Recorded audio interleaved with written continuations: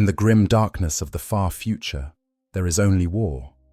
But even in a galaxy drowning in endless conflict, some battles stand apart from all others.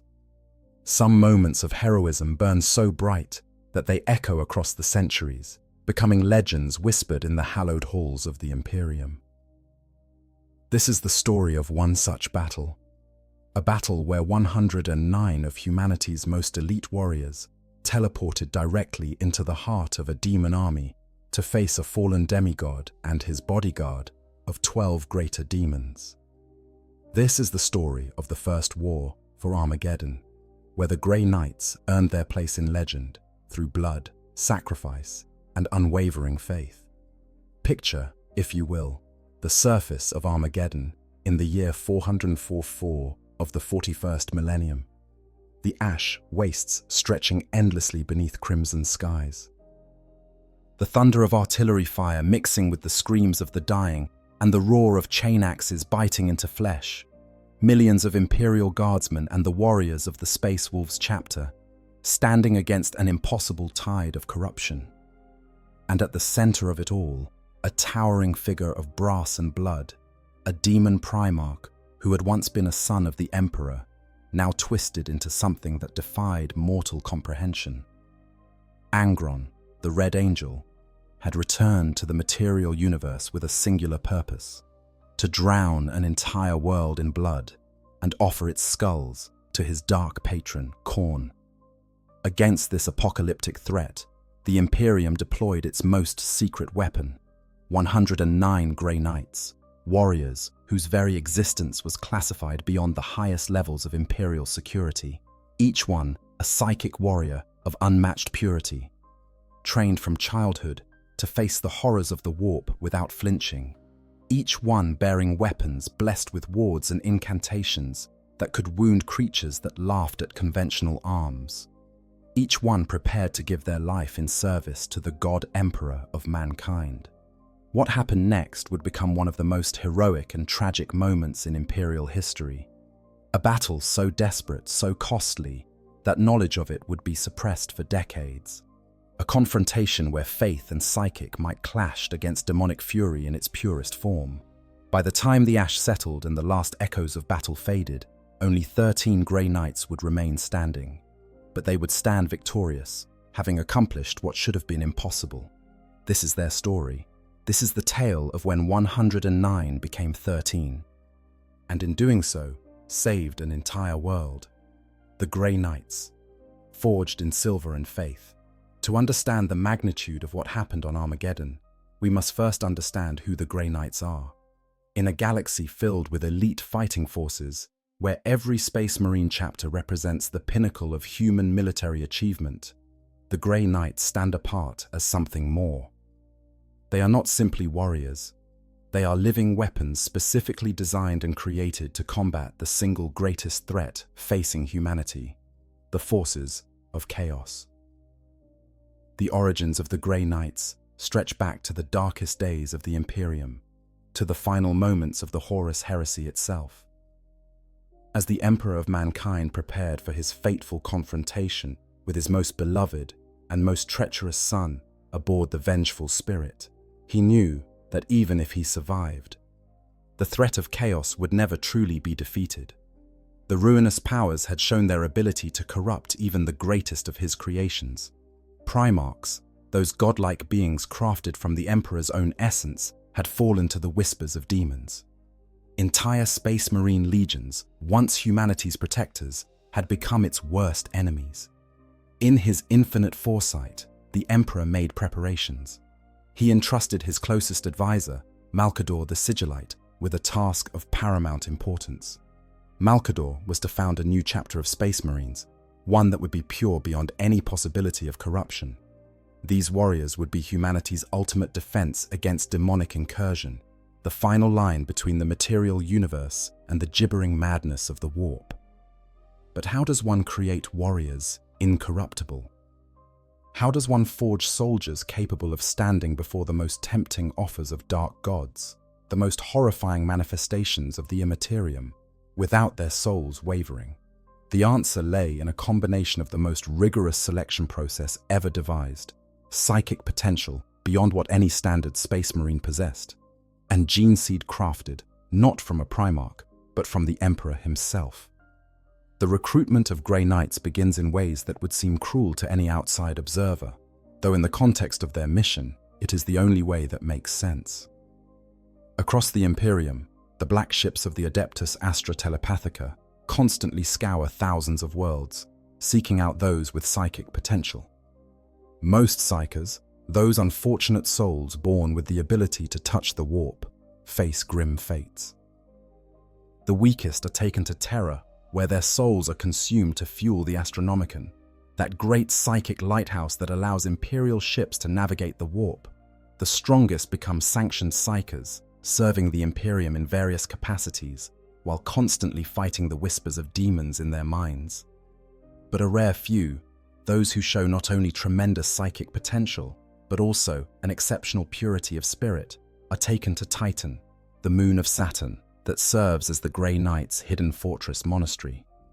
These recruits, often children or young adolescents, undergo a process that makes the creation of a standard space marine seem gentle by comparison. Their memories are stripped away, their past lives erased completely. This is not mere cruelty, but necessity.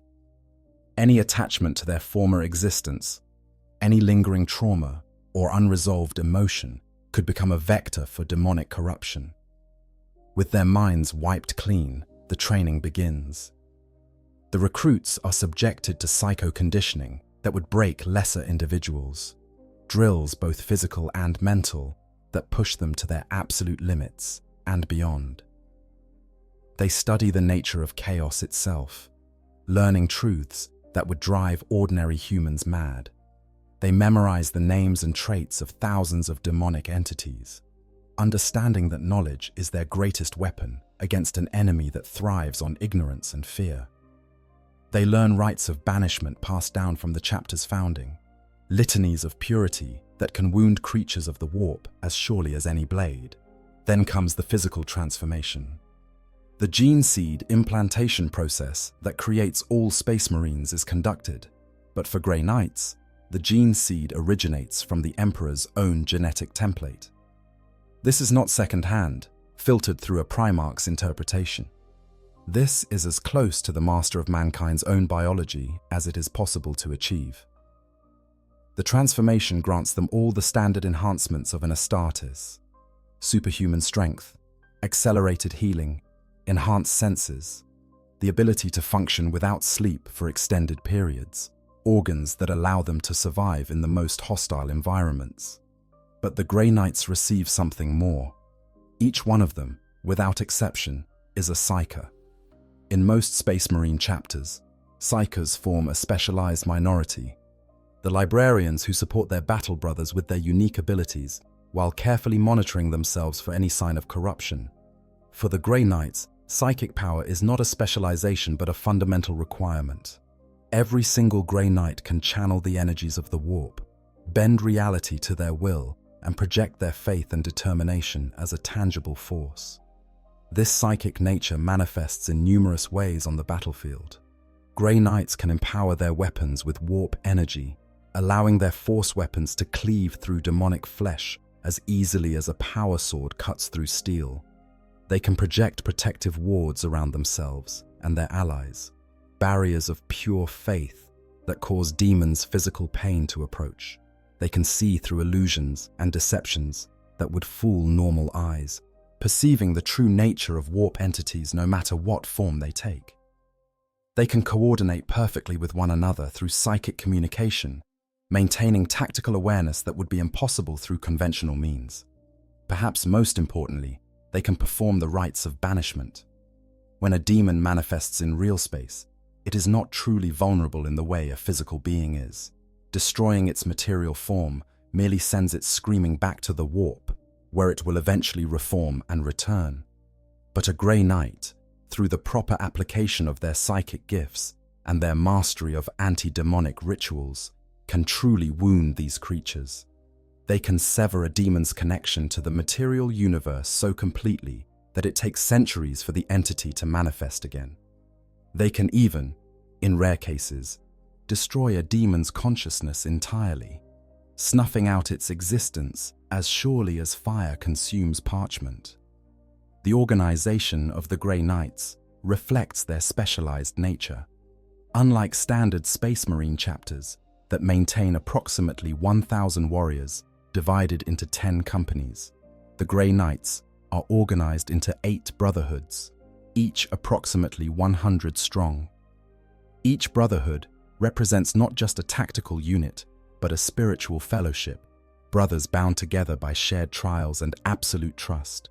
They train together, fight together, and die together, knowing that the slightest moment of weakness, the briefest lapse in faith, could doom not just themselves, but their entire squad. At the head of each brotherhood stands a brother captain, a warrior who has proven themselves through decades or even centuries of service. These are individuals who have faced down greater demons in single combat, who have led their brothers through the worst horrors the warp can manifest, who have never once faltered in their duty.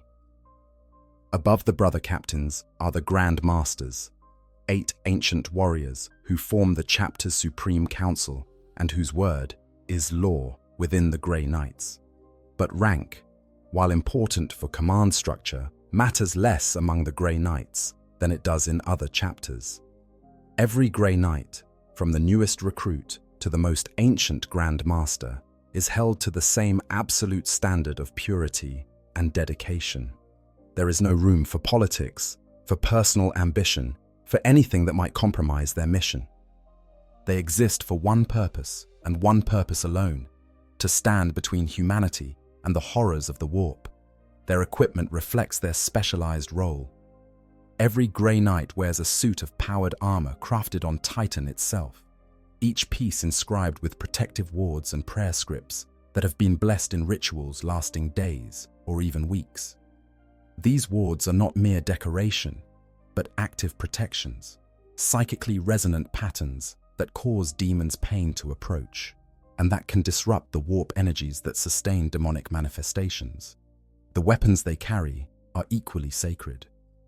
The standard Grey Knight wields a nemesis force weapon, a blade, halberd, hammer, or other implement that channels psychic energy into devastating attacks. These weapons can cut through demonic flesh, banish lesser entities with a single strike, and wound even greater demons in ways conventional arms cannot. Combined with stormbolters modified to fire psychically charged ammunition, Grey Knights bring to bear a combination of firepower and close combat prowess that makes them perhaps the most individually deadly warriors in the entire Imperium. Their training emphasizes both individual excellence and perfect squad coordination. A Grey Knight strike team moves with a unity that seems almost preternatural, each warrior knowing instinctively where his brothers will be, what actions they will take, how to support and protect one another. This coordination is enhanced by their psychic abilities, allowing them to share tactical information faster than any conventional communication system. In battle, they form a unified whole, a single weapon wielded with perfect precision against the enemies of mankind. But for all their power, for all their training and equipment and purpose, the Grey Knights are still human. Beneath the silver armor and the psychic might, they are men who have chosen to stand against horrors that most of humanity will never know exist. They know that every mission could be their last. They know that the enemies they face care nothing for honor or mercy.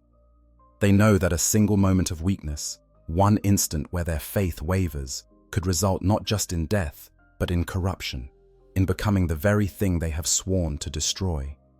And so they train without cease. They pray without end. They study the nature of chaos, not because they are curious, but because ignorance is death when facing demonic foes. They memorize the names of fallen Grey Knights, honoring those who gave everything in service to the Emperor, knowing that their own names will one day be added to that list.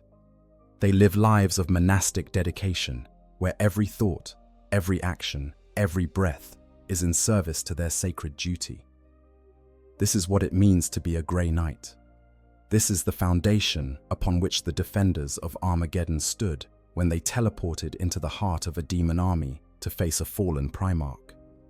They were not just warriors. They were living embodiments of humanity's refusal to surrender to the darkness, no matter how overwhelming the odds might seem. Understanding the warp and chaos. To comprehend the true horror of what the Grey Knights faced on Armageddon, one must first understand the nature of their enemy. The forces of chaos are not simply another faction in the galaxy's endless wars. They are not Xenos invaders from distant stars, nor human traitors fighting for political power. They are something fundamentally different, something that operates by rules alien to the material universe we inhabit.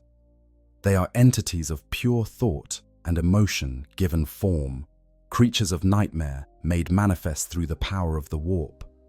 The warp itself is a realm that exists parallel to our reality, a dimension of pure psychic energy where the laws of physics as we understand them hold no sway. It is sometimes called the Imperium, the Sea of Souls, or the Imperium by imperial scholars, though none of these names truly capture its alien nature. Imagine a place where thought becomes reality, where emotions have substance, where the collective consciousness of every sentient being in the galaxy swirls together in an ever-changing storm of psychic energy. In the warp, distance has no meaning. Time flows strangely, if it can be said to flow at all. A journey that takes moments in the material universe might last years in the warp, or vice versa. This property makes the warp essential for interstellar travel in the Imperium. Ships enter the warp through Geller field-protected passages, navigate its strange currents to emerge light years away in real space, completing journeys that would take decades or centuries using conventional propulsion. But the warp is not empty. Over countless millennia, the emotional emanations of sentient species have crystallized into entities. Every feeling of fear, rage, despair, or ambition feeds these beings, strengthening them, giving them form and purpose. The strongest of these entities have become gods in their own right, vast consciousnesses of such power that they can reshape reality according to their whims. These are the Chaos Gods, and chief among them is Horn, the Blood God, the Lord of Skulls, the embodiment of war and violence in its purest form. Khorne cares for nothing save bloodshed and death. He feeds on every act of violence, every moment of rage, every skull taken in battle. It matters not to Khorne whether the blood flows from his enemies or his own worshippers. What matters is that it flows. Among mortals, Khorne draws worshippers from those who revel in war, who find meaning only in combat, who have surrendered to the primal fury that lurks in the hearts of all sentient beings. The servants of Khorne are many and varied. Mortal cultists and Chaos Space Marines form armies in his name, covering themselves in his symbols and crying his praises as they charge into battle. But the most horrifying of his servants are the demons, entities born from the warp itself, that take physical form in real space, when the barrier between dimensions grows thin. Lesser demons of Khorne, the Bloodletters, are hideous creatures of muscle and fury, each wielding a hellblade forged in the Blood God's own domain. They are numerous beyond counting, appearing in vast hordes whenever Khorne's attention turns toward the material universe. Middle-ranking demons include the Fleshhounds, demonic hunting beasts that can track a single soul across entire star systems, and the Blood Crushers, bloodletters mounted on massive juggernauts of Khorne that smash through enemy lines with unstoppable momentum. But at the apex of Khorne's demonic hierarchy stand the Bloodthirsters. These greater demons are to lesser demons what Space Marines are to ordinary humans, beings of such power that a single one can turn the tide of entire wars. Each Bloodthirster stands as tall as a Nightwalker, their forms towering combinations of muscle, brass armor, and raw malevolence. Great leathery wings allow them to soar across battlefields, descending upon their prey like angels of death. Their bestial faces, somewhere between human and hound, bear expressions of eternal rage. Massive horns crown their heads, stained with the blood of countless victims. Bloodthirsters wield weapons that are themselves demon-possessed artifacts. Their axes, each as tall as a space marine, can cleave through ceramite armor as easily as paper. A single blow from a bloodthirster's axe can kill multiple opponents, the demonic power within the weapon drinking in the souls of those it slays. Their barbed whips, seemingly simple weapons, can wrap around victims from dozens of yards away, dragging them screaming into melee range or simply flaying flesh from bone with contemptuous ease. But the true terror of a bloodthirster lies not just in its physical prowess, but in its nature as a warp entity. Conventional weapons have limited effect against such creatures. Bullets might wound their material forms, but those wounds close almost instantly. Even a tank's main cannon, while capable of disrupting a bloodthirster's physical manifestation, cannot truly kill it. Only weapons blessed with sanctified rites, only attacks channeled through psychic power, only the faith of the truly devoted can inflict lasting harm upon these creatures. Moreover, bloodthirsters possess abilities that defy mortal understanding. Their very presence on a battlefield radiates an aura of fury that drives even disciplined soldiers into mad rage. Allies become just as likely to turn on one another as on the enemy, consumed by bloodlust that overrides all reason. Fear, that most basic of survival instincts, transforms into suicidal aggression in their presence. The most hardened veterans find themselves abandoning tactical positions to charge straight at the demon, driven by Horn's influence to seek glorious death in combat. The brass armor that covers every bloodthirster is itself a wonder of demonic craftsmanship. Forged in the blood, God's own realm and tempered in the blood of 1,000 sacrifices, this armor provides protection far beyond any mortal metallurgy could achieve. But more than that, the armor bears runic inscriptions that actively repel psychic attacks. Sorcerers and psychers who attempt to blast a bloodthirster with warp energies often find their attacks deflected or absorbed, their powers turned back upon them. This makes bloodthirsters particularly deadly opponents for the Grey Knights, whose primary weapons are their own psychic abilities. Yet for all their individual power, bloodthirsters are still bound by certain limitations when operating in real space. To manifest physically, they require tremendous amounts of warp energy, usually generated through mass bloodshed or elaborate rituals. The barrier between the warp and reality must be weakened, either through warp storms, sacrifice, or the presence of particularly powerful psychers. Even when successfully manifested, bloodthirsters cannot remain in real space indefinitely. They must constantly draw upon warp energy to maintain their physical forms, and this energy is finite. This is why banishment, rather than destruction, is the Grey Knight's primary goal when facing such entities. If a bloodthirster's physical form is destroyed, it will simply reform in the warp and potentially return within days or weeks. But if it is properly banished, if the rituals are performed correctly, and the demon's connection to real space is severed through psychic might and holy wards, it can take centuries before the creature can manifest again. And this brings us to the ultimate threat faced by the Grey Knights on Armageddon. Not merely greater demons, but a demon Primarch. Angron had once been one of the Emperor's 20 sons, genetically engineered demigods created to lead humanity's armies during the Great Crusade.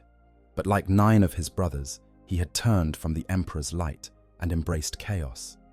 In Angron's case, his patron was Horn, and the transformation from Primarch to Demon Primarch had elevated him to a level of power that placed him among the most dangerous beings in the entire galaxy.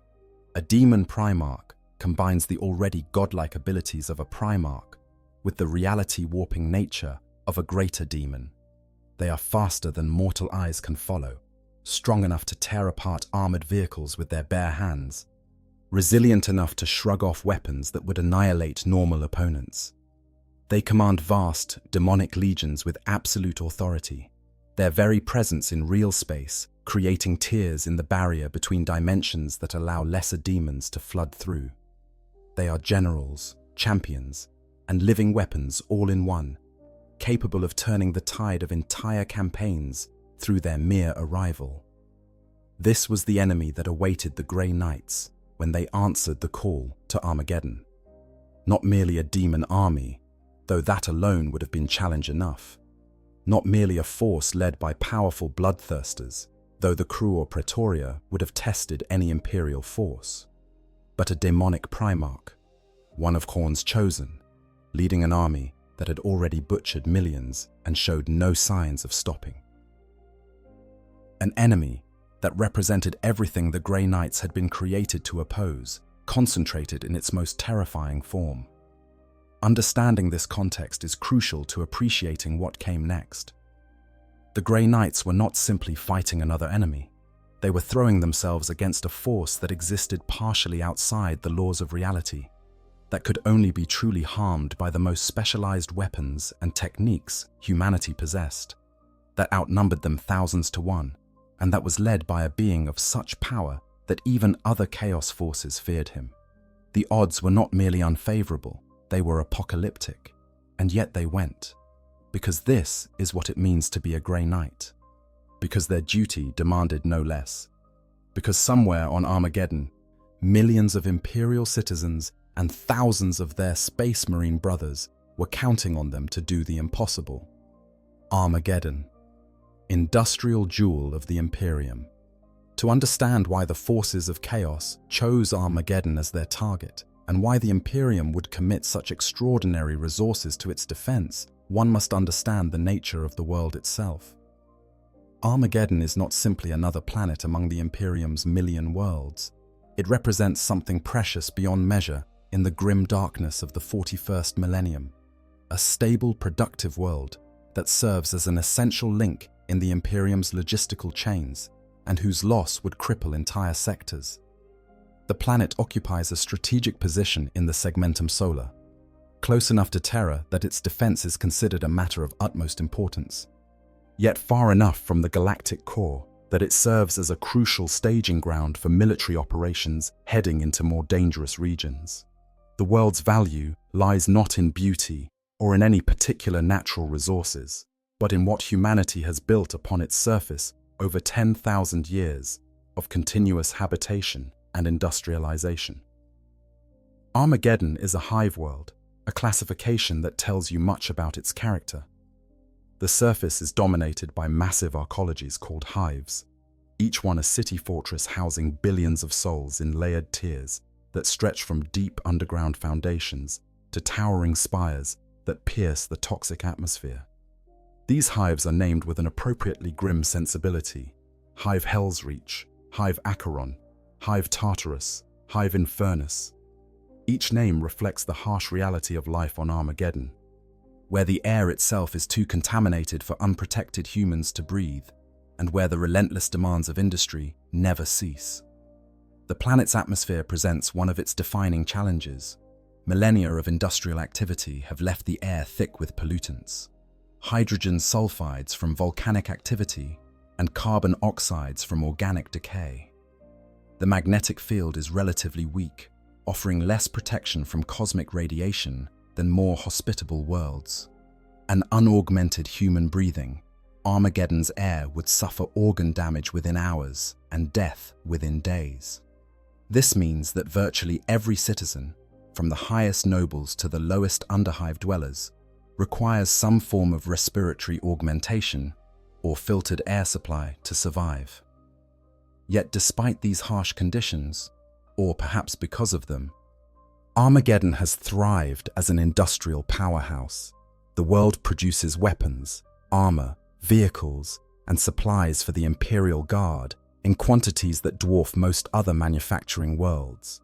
The planet's foundries run continuously, their furnaces never cooling as shift after shift of workers' labor to meet the Imperium's insatiable demand for war material. The famous Armageddon-pattern basilisk artillery pieces are produced here by the millions, shipped across the galaxy to arm countless regiments. The Armageddon Steel Legion, the planet's own military formations, are renowned throughout the Imperium for their discipline and effectiveness. molded by the harsh environment that produces them.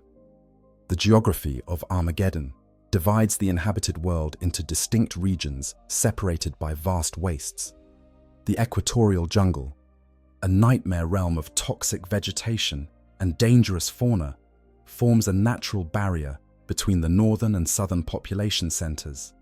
These jungles are so hostile that even Imperial forces think twice before venturing into them, preferring to transport troops and supplies via aircraft or orbital shuttlers rather than risk overland journeys. To the north lies Armageddon Prime, one of the major landmasses, while to the south spreads Armageddon Secundus. Each houses multiple hive cities and the industrial complexes that sustain them. Between the inhabited zones lie the ash wastes, vast deserts of grey dust and lifeless rock where nothing grows and where only the hardiest or most desperate venture. These wastes serve as testing grounds for military vehicles and as dumping zones for industrial waste too dangerous even for Armageddon's already heavily contaminated environment. The population of Armageddon, numbering in the tens of billions across all its hives, represents a tremendous resource for the Imperium. These are not softened citizens of paradise worlds, but hardened survivors born into an environment that demands constant adaptation and endurance. From childhood, they learn to work in conditions that would horrify citizens of more pleasant worlds. They breathe filtered air, work beneath artificial lighting in massive factory complexes, and accept that their lives exist solely to serve the Imperium's needs. This harsh upbringing produces soldiers of exceptional quality. The Armageddon Steel Legion draws from this population, recruiting men and women who have already proven their resilience simply by surviving to adulthood. These regiments fight with a grim determination born from knowing exactly how precious civilization is, having grown up in a world where humanity clings to existence through constant effort. They excel in mechanized warfare, their tactics emphasizing mobility and firepower, using chimera transports and hellhound flame tanks to devastating effect. The world's defensive capabilities, even before the arrival of Chaos forces, were formidable.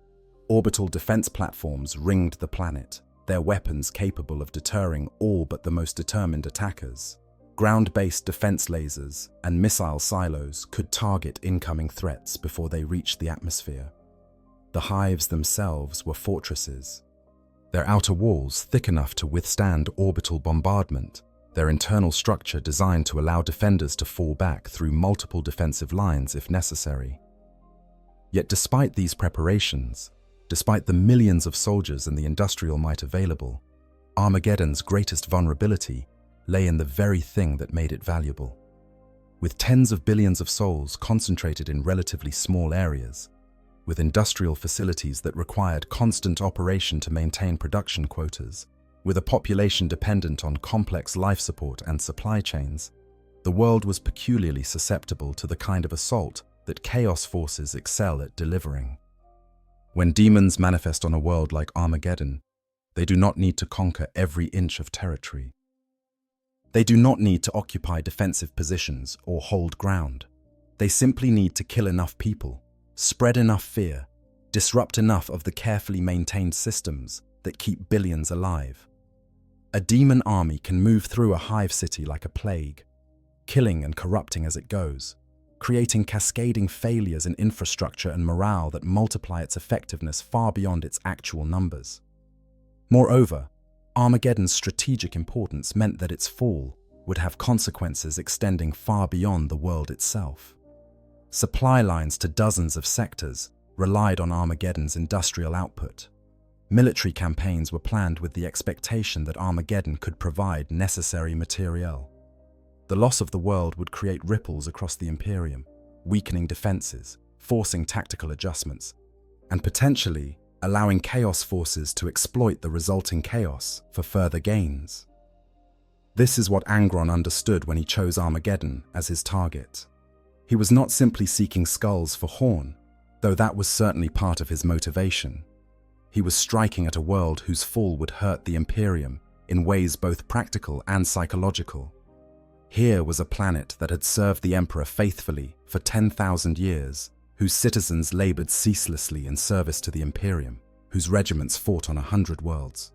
To see such a world fall to chaos would be a propaganda victory of immense proportions, demonstrating that nowhere was truly safe, that even the most loyal and productive worlds could be consumed by the forces of ruin.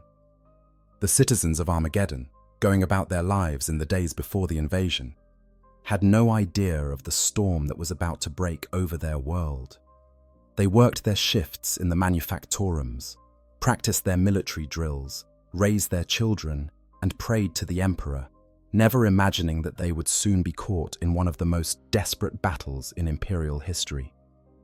They did not know that demons were real, that the warp could birth horrors beyond their worst nightmares, that heroes would soon be dying in their thousands to protect them. This ignorance was, in its own way, a protection. The Imperium carefully controls knowledge of chaos, understanding that awareness of the ruinous powers can itself be a vector for corruption.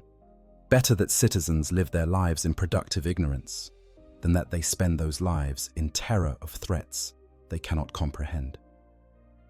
But this protection would soon be stripped away, and the price of that knowledge would be paid in blood and ash.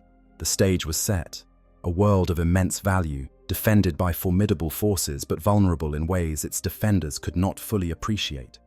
A population numbering in the billions, hardy and loyal, but unprepared for the horrors about to be unleashed upon them. Industrial facilities that could produce weapons for the Imperium, but could also feed the ambitions of chaos. Strategic positions that would determine the fate of entire sectors. All of this awaited the arrival of the Devourer of Stars and the nightmare that would emerge from its corrupted holds. The invasion begins. The first warning came not from Armageddon itself, but from deep space monitoring stations on the system's outer reaches. An object had appeared from the warp, materializing with the characteristic reality-shredding violence that marked transitions from the immaterium to real space. But this was no ordinary vessel. The sensor returns painted a picture of something vast beyond normal scale, a conglomeration of ships fused together by forces that operated outside the laws of physics. This was a space hulk, one of those terrifying amalgamations of dead vessels and warp-touched metal that drifted through the galaxy like cosmic derelicts. The monitoring station's astropaths immediately felt something wrong. The space hulk radiated a psychic signature that made even these trained and soul-bound psychers recoil in disgust and fear. This was not the cold emptiness of a lifeless derelict. This hulk pulsed with malevolent intelligence, with the presence of entities that should not exist in real space. The astropaths sent urgent warnings toward Armageddon, their messages screaming across the void at the speed of thought. But even as they did so, they knew it was already too late. The space hulk, designated Devourer of Stars, moved with purpose impossible for a normal derelict. It corrected course, adjusting its trajectory toward Armageddon with the precision of a guided weapon. Those monitoring stations, close enough to get detailed scans, detected energy signatures within the hulk's interior, life signs that read as billions of individual entities, and warp distortions that suggested something of tremendous power lurked within its fused corridors. The Imperial Navy moved to intercept. Warships stationed in the Armageddon system, vessels that existed precisely to deal with such threats, positioned themselves between the space hulk and the planet. Weapons that could vaporize smaller ships focused on the approaching threat. But when they opened fire, when lance strikes and macro cannon salvos that should have torn through any normal target hammered into the Devourer of Stars, the Hulk barely seemed to notice. Void shields of impossible strength deflected the most powerful weapons. Armor that should not exist on a derelict absorbed hits that would have crippled proper warships. And then the Hulk returned fire. Gun decks that had lain dormant for what might have been centuries suddenly blazed with activity. Weapons of chaos design, corrupted versions of Imperial technology mixed with devices that operated on principles no tech priest would acknowledge, struck back at the defenders. One by one, the intercepting vessels were disabled, destroyed, or forced to withdraw, their crews witnessing firepower that suggested the Hulk was not merely a transport, but a mobile fortress of horrifying capability. As the devourer of stars approached close orbit of Armageddon, the true nightmare began. The Hulk did not attempt a landing. It did not need to. Instead, it simply opened, its fused structure splitting apart like a vast mechanical flower, and from its interior poured an army that would have been the stuff of nightmares had any of Armageddon's defenders been psychologically prepared to comprehend it. Drop pods began raining down on Armageddon Prime, the northern major landmass. These were not the clean, purpose-built pods of loyal space marines, but corrupted shells bearing the marks of chaos, their hulls inscribed with symbols that hurt to look at. As they impacted, smashing through the planet's toxic atmosphere, they disgorged their payloads directly into population centers and military installations. First came the cultists, mortal humans, who had given themselves over to chaos worship.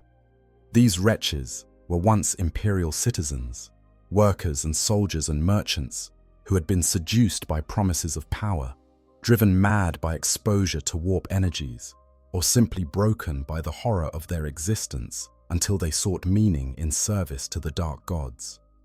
Now they came to Armageddon by the millions, armed with whatever weapons they could scavenge, their bodies already showing signs of mutation and corruption, screaming praises to Khorne as they threw themselves at the defenders. Behind the cultists came the Chaos Space Marines, and these were far more terrible than any mortal force. These were the World Eaters, once a proud legion serving the Emperor, now reduced to blood-maddened berserkers who existed only for slaughter. Each one wore armor of ceramite painted in the colors of the blood god, red as arterial spray, trimmed with brass that gleamed with unnatural luster. But it was what lay beneath the armor that truly horrified. These were space marines who had gone through the butcher's nails, neural implants that turned every moment not spent in combat into agony, that drove them into frenzies of violence from which there was no return. The World Eaters hit the Imperial defenses like a sledgehammer. Where PDF troopers stood their ground, the traitor Marines butchered them with contemptuous ease, chain axes roaring as they carved through human flesh. Where fortified positions might have held for days against mortal attackers, the World Eaters broke through in minutes, their enhanced physiology and berserk fury allowing them to accomplish feats that should have been impossible. Each World Eater was worth dozens of ordinary soldiers, and there were thousands of them spreading across Armageddon Prime like a red tide of murder. But even these horrors paled before what came next, as the blood of the first victims soaked into Armageddon's contaminated soil, as fear and death spread through the population. The barrier between real space and the warp grew thin. This is the insidious nature of chaos invasions. They create the conditions for their own escalation. Every death feeds the dark gods. Every moment of terror weakens reality's defenses. Every scream of anguish is a prayer to entities that should never be acknowledged. And so the demons came, bloodletters manifested by the thousands, clawing their way into reality through tears in the fabric of space. These lesser demons of Khorne appeared as humanoid creatures of muscle and rage, each wielding a hellblade that burned with infernal heat. They needed no orders, no coordination. Khorne's nature was simple and absolute. Kill, kill, kill. They spread through hive cities, hunting down every living soul they encountered, taking skulls for their master's throne. The Imperial defenders fought back with everything they had.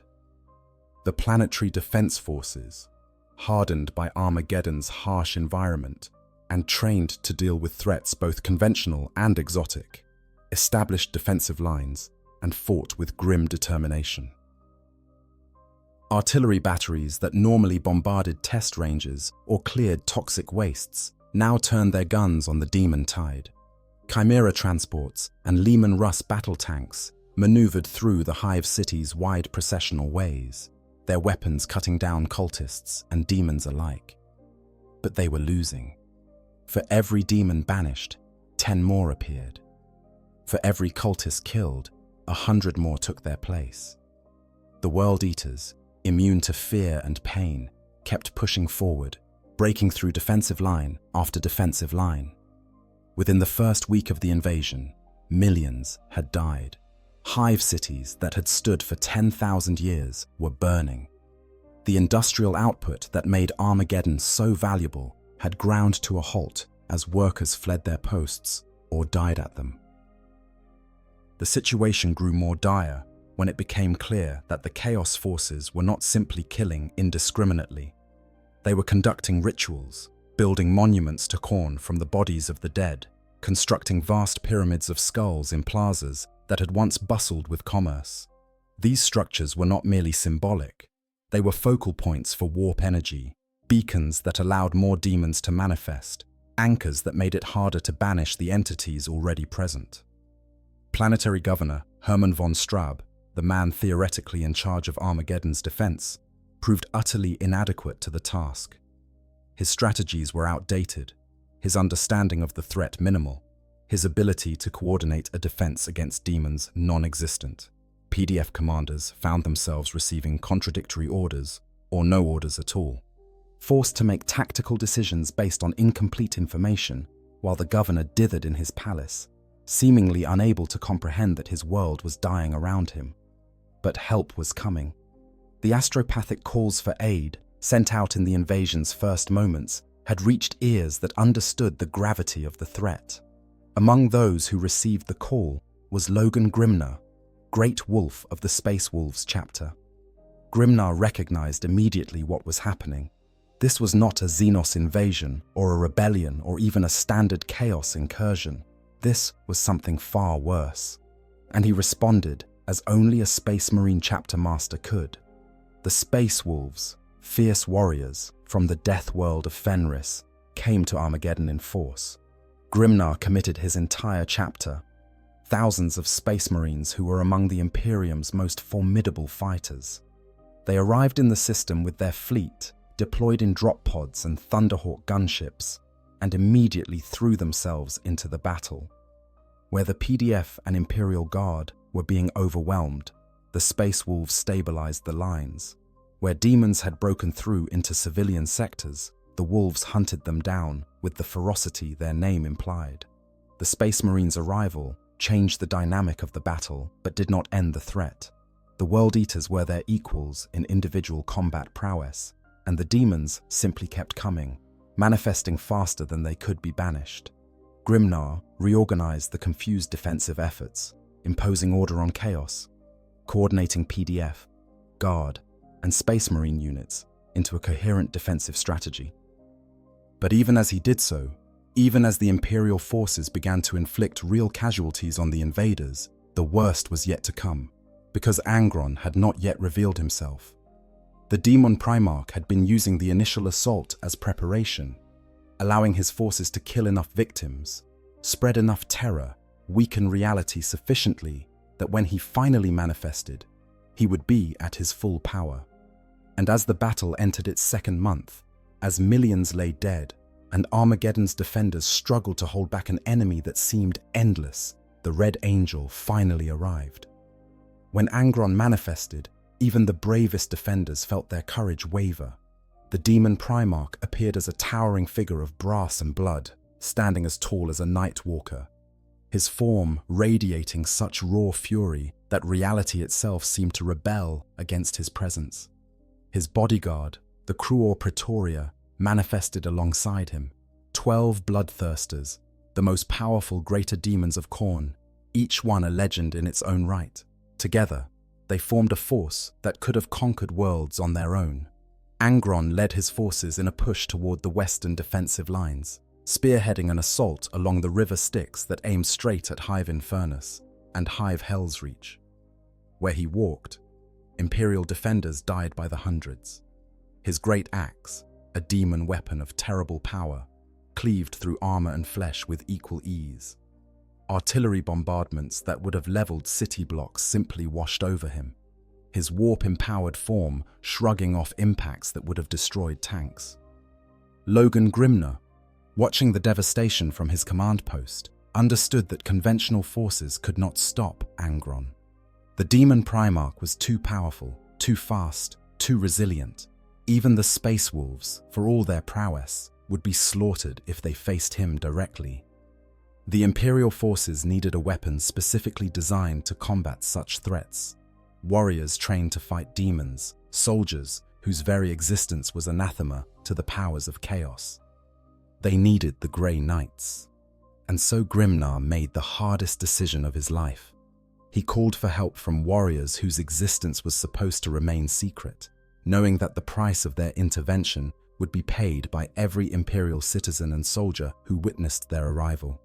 But the alternative was the complete loss of Armageddon, and that was a price Grimnar would not pay. The message went out through the most secure channels, encoded in ways that ensured only the intended recipients would understand. To the Grey Knights. Chapter on Titan, to the Ordo Malleus of the Inquisition, to those few souls in the Imperium, authorized to know of humanity's most secret weapon. The message was simple and desperate. Come to Armageddon. Come now. Bring everything you have. Because if Angron is not stopped, if the Red Angel is not banished, this world will fall, and its fall will echo across the Imperium for generations. The Grey Knights answered the call. Angron, the betrayer, ascendant. To face Angron is to face one of the Imperium's greatest tragedies made manifest. Once, he had been everything a Primarch should be, a warrior beyond compare, a leader who inspired absolute loyalty, a son of the Emperor who should have been humanity's champion. But Angron's story, even before his fall to chaos, was one of pain and corruption, of a being broken by circumstances and then twisted into something monstrous. Angron was discovered by the Emperor on the world of Nuceria, a planet whose ruling class had developed a particularly cruel form of entertainment. They took slaves and implanted them with cranial devices called the butcher's nails, neural implants that stimulated the aggression centers of the brain while inflicting constant agony that could only be relieved through violence. These implanted slaves fought in gladiatorial arenas for the amusement of Nuceria's nobility, their lives reduced to an endless cycle of pain and bloodshed. The Primarch found himself among these wretches. Though how he came to be there remains a mystery. Perhaps his incubation pod crashed on Nuceria after the Primarch's scattering across the galaxy. Perhaps forces of chaos deliberately placed him there, knowing what would result. Regardless, Angron grew up as a slave, his godlike abilities making him a champion in the pits, while the butcher's nails slowly destroyed his mind. But Angron never accepted his slavery. He was a Primarch, a being designed to lead armies and conquer worlds, and even the nails could not completely suppress his true nature. He organized the other slaves, turned them from a collection of broken individuals into a cohesive fighting force, and led a rebellion against their masters. For a time, it seemed he might succeed, that he and his fellow gladiators might actually overthrow Nuceria's cruel nobility. But the rebellion was doomed. The slave army found itself trapped in the mountains, surrounded by forces with superior numbers and equipment. Angron and his brothers and sisters in arms prepared to make their last stand, ready to die free rather than return to chains. And at that moment, when Angron was about to perish alongside those he had led, the Emperor of Mankind appeared. What happened next would shape everything that followed. The Emperor did not save Angron's army. He did not use his power to rescue the rebels or punish their oppressors. Instead, he simply took Angron, teleporting him aboard his flagship and leaving the other gladiators to die in the massacre that followed. The Emperor, in his wisdom or his coldness, decided that the Primarch was too valuable to waste, but that the slaves were expendable. This betrayal, as Angron saw it, poisoned their relationship from the start. The Primarch was given command of the 12th Legion, warriors who would become the World Eaters. He led them in the Great Crusade, conquering worlds in the Emperor's name, but he never forgave the Emperor for abandoning his brothers and sisters. And worse, the butcher's nails continued their work, slowly destroying the parts of Angron's brain that allowed for anything but rage. The Primarch, in a decision that would doom his legion, ordered his apothecaries to install butcher's nails in his space marines. He wanted his warriors to share in his pain, to understand what he had endured. The Emperor ordered him to stop this practice, but Angron refused. And so the World Eaters became a legion of berserkers, warriors who excelled in close combat, but who were also slowly going mad, the nails driving them to seek battle constantly, transforming them from disciplined soldiers into raging killers. When the Horus heresy erupted, when half of the Emperor's sons turned traitor, Angron sided with the rebels without hesitation. Why should he remain loyal to the Emperor who had betrayed him? Why should he serve a being who had left his true family to die? Angron embraced chaos, and more specifically, he embraced Khorne. The blood god's nature aligned perfectly with what the butcher's nails had made him, a being who knew only rage and violence, who found meaning only in bloodshed. During the heresy, Angron's descent into damnation accelerated. He led the World Eaters in some of the most brutal campaigns of that terrible war, butchering loyalists with abandon. And when he participated in the Shadow Crusade alongside his brother Lorgar, when they ravaged 500 worlds in Ultramar, Angron's transformation reached its climax. On the world of Nuceria, the very planet where he had been enslaved, Angron allowed Khorne to claim him completely. The Ruin Storm, a terrible warp phenomenon, had engulfed the sector. Demons manifested freely, and the barrier between real space and the warp had been shattered. In this environment of apocalyptic warp storms, Lorgar and his word-bearers conducted a ritual. They knew that Angron was dying, that the butcher's nails were finally destroying his brain completely, that soon the Primarch would succumb to his injuries and his madness. But they also knew that Khorne valued Angron, that the blood god would welcome such a champion. And so they gave the Primarch the only gift they could, demonhood. The transformation was agonizing beyond description. Angron's physical form was torn apart and rebuilt, his flesh replaced with demonic substance. His nature changed from Primarch to Demon Prince. He grew to towering size, his muscles swelling with unnatural power. His skin took on the color of dried blood. Great wings erupted from his back, leathery pinions that could carry him across battlefields. His face became a bestial thing, part human and part predator, forever twisted into an expression of rage. But the transformation did more than change his body. It changed his fundamental nature. As a Primarch, Angron had been a physical being, subject to the laws of reality, even if he could push those laws to their limits. As a demon Primarch, he became something else, a creature of the warp given form in real space, an entity that existed between dimensions, drawing power from Khorne himself. His strength increased beyond what it had been. His speed, already superhuman, became almost impossible to track. His resilience reached levels where conventional weapons could barely scratch him, and his weapons changed with him. The Black Blade, a demon weapon of terrible power, became Angron's signature armament. This was not merely a sword, but a bound greater demon, trapped in blade form and forced to serve its wielder. When Angron swung the Black Blade, it cut through reality itself, slicing through armor, flesh, and even souls with equal ease. A single blow from the Black Blade could kill 5 Space Marines in Terminator armor, their bodies and spirits alike consumed by the weapon's hunger. In the millennia following the heresy, Angron became one of Khorne's favored champions. He led numerous invasions into Imperial space, each one leaving millions dead. During one particularly devastating campaign called the Dominion of Fire, Angron and 50,000 Khorne berserkers slaughtered their way through over 70 sectors, sparking wars and rebellions that took 4 Space Marine chapters, 2 Titan legions, and more than 30 Imperial Guard regiments to suppress. But demon Primarchs, for all their power, face limitations that their mortal selves did not.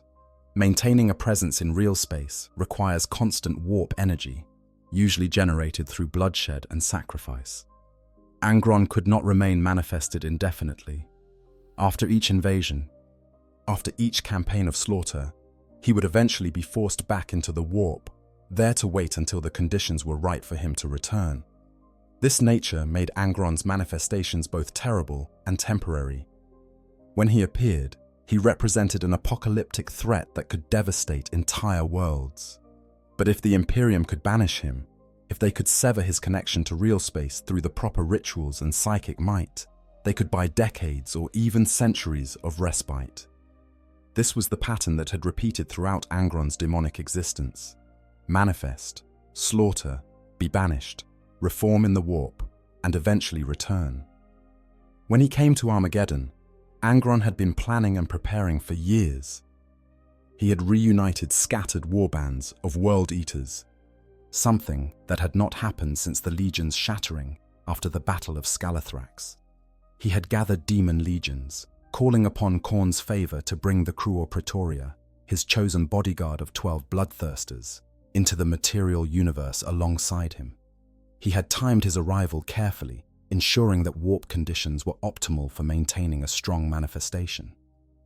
By the time the Grey Knights received the call to Armageddon, Angron had been manifested for weeks. His power had only grown as the body count mounted. Each death fed him, each moment of violence sustained him, each scream of terror made his presence in real space more stable. He had led his forces along the river Styx, advancing toward major population centers with the clear intent of exterminating every living soul on Armageddon Prime. The defenders who faced Angron directly, those unlucky enough to come within his reach, discovered just how terrible a demon Primarch truly was. He moved with speed that seemed impossible for his size, covering ground faster than vehicles, his wings carrying him across battlefields in seconds. His mere presence drove even disciplined soldiers into frenzies of violence or paralyzing fear, Khorne's influence radiating from him like heat from a furnace. When he fought, Angron was less an individual combatant than a force of nature. The black blade swept through defensive lines, each swing killing dozens, each step forward crushing men beneath feet that left craters in ferrocrete. Artillery strikes that should have crippled him merely enraged him further. Tank shells that would have destroyed lesser foes simply bounced off his demonically enhanced form.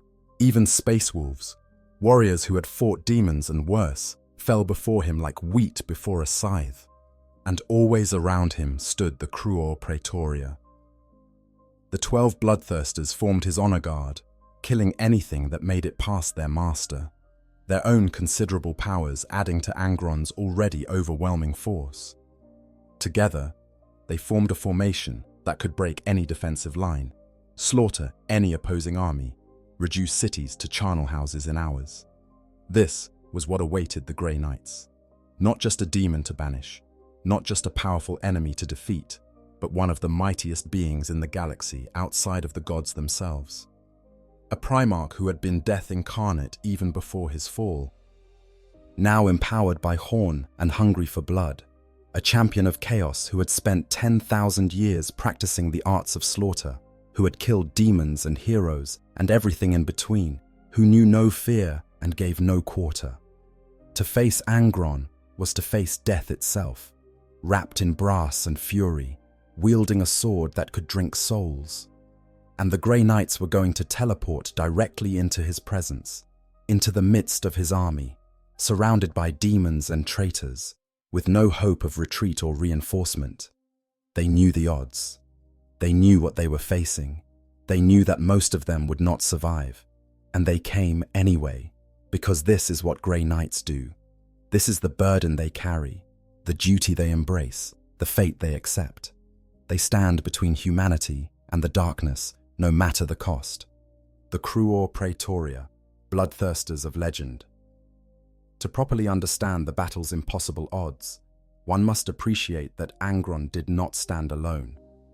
His bodyguard, the Cruor Praetoria, represented 12 of the most powerful bloodthirsters in Khorne's service.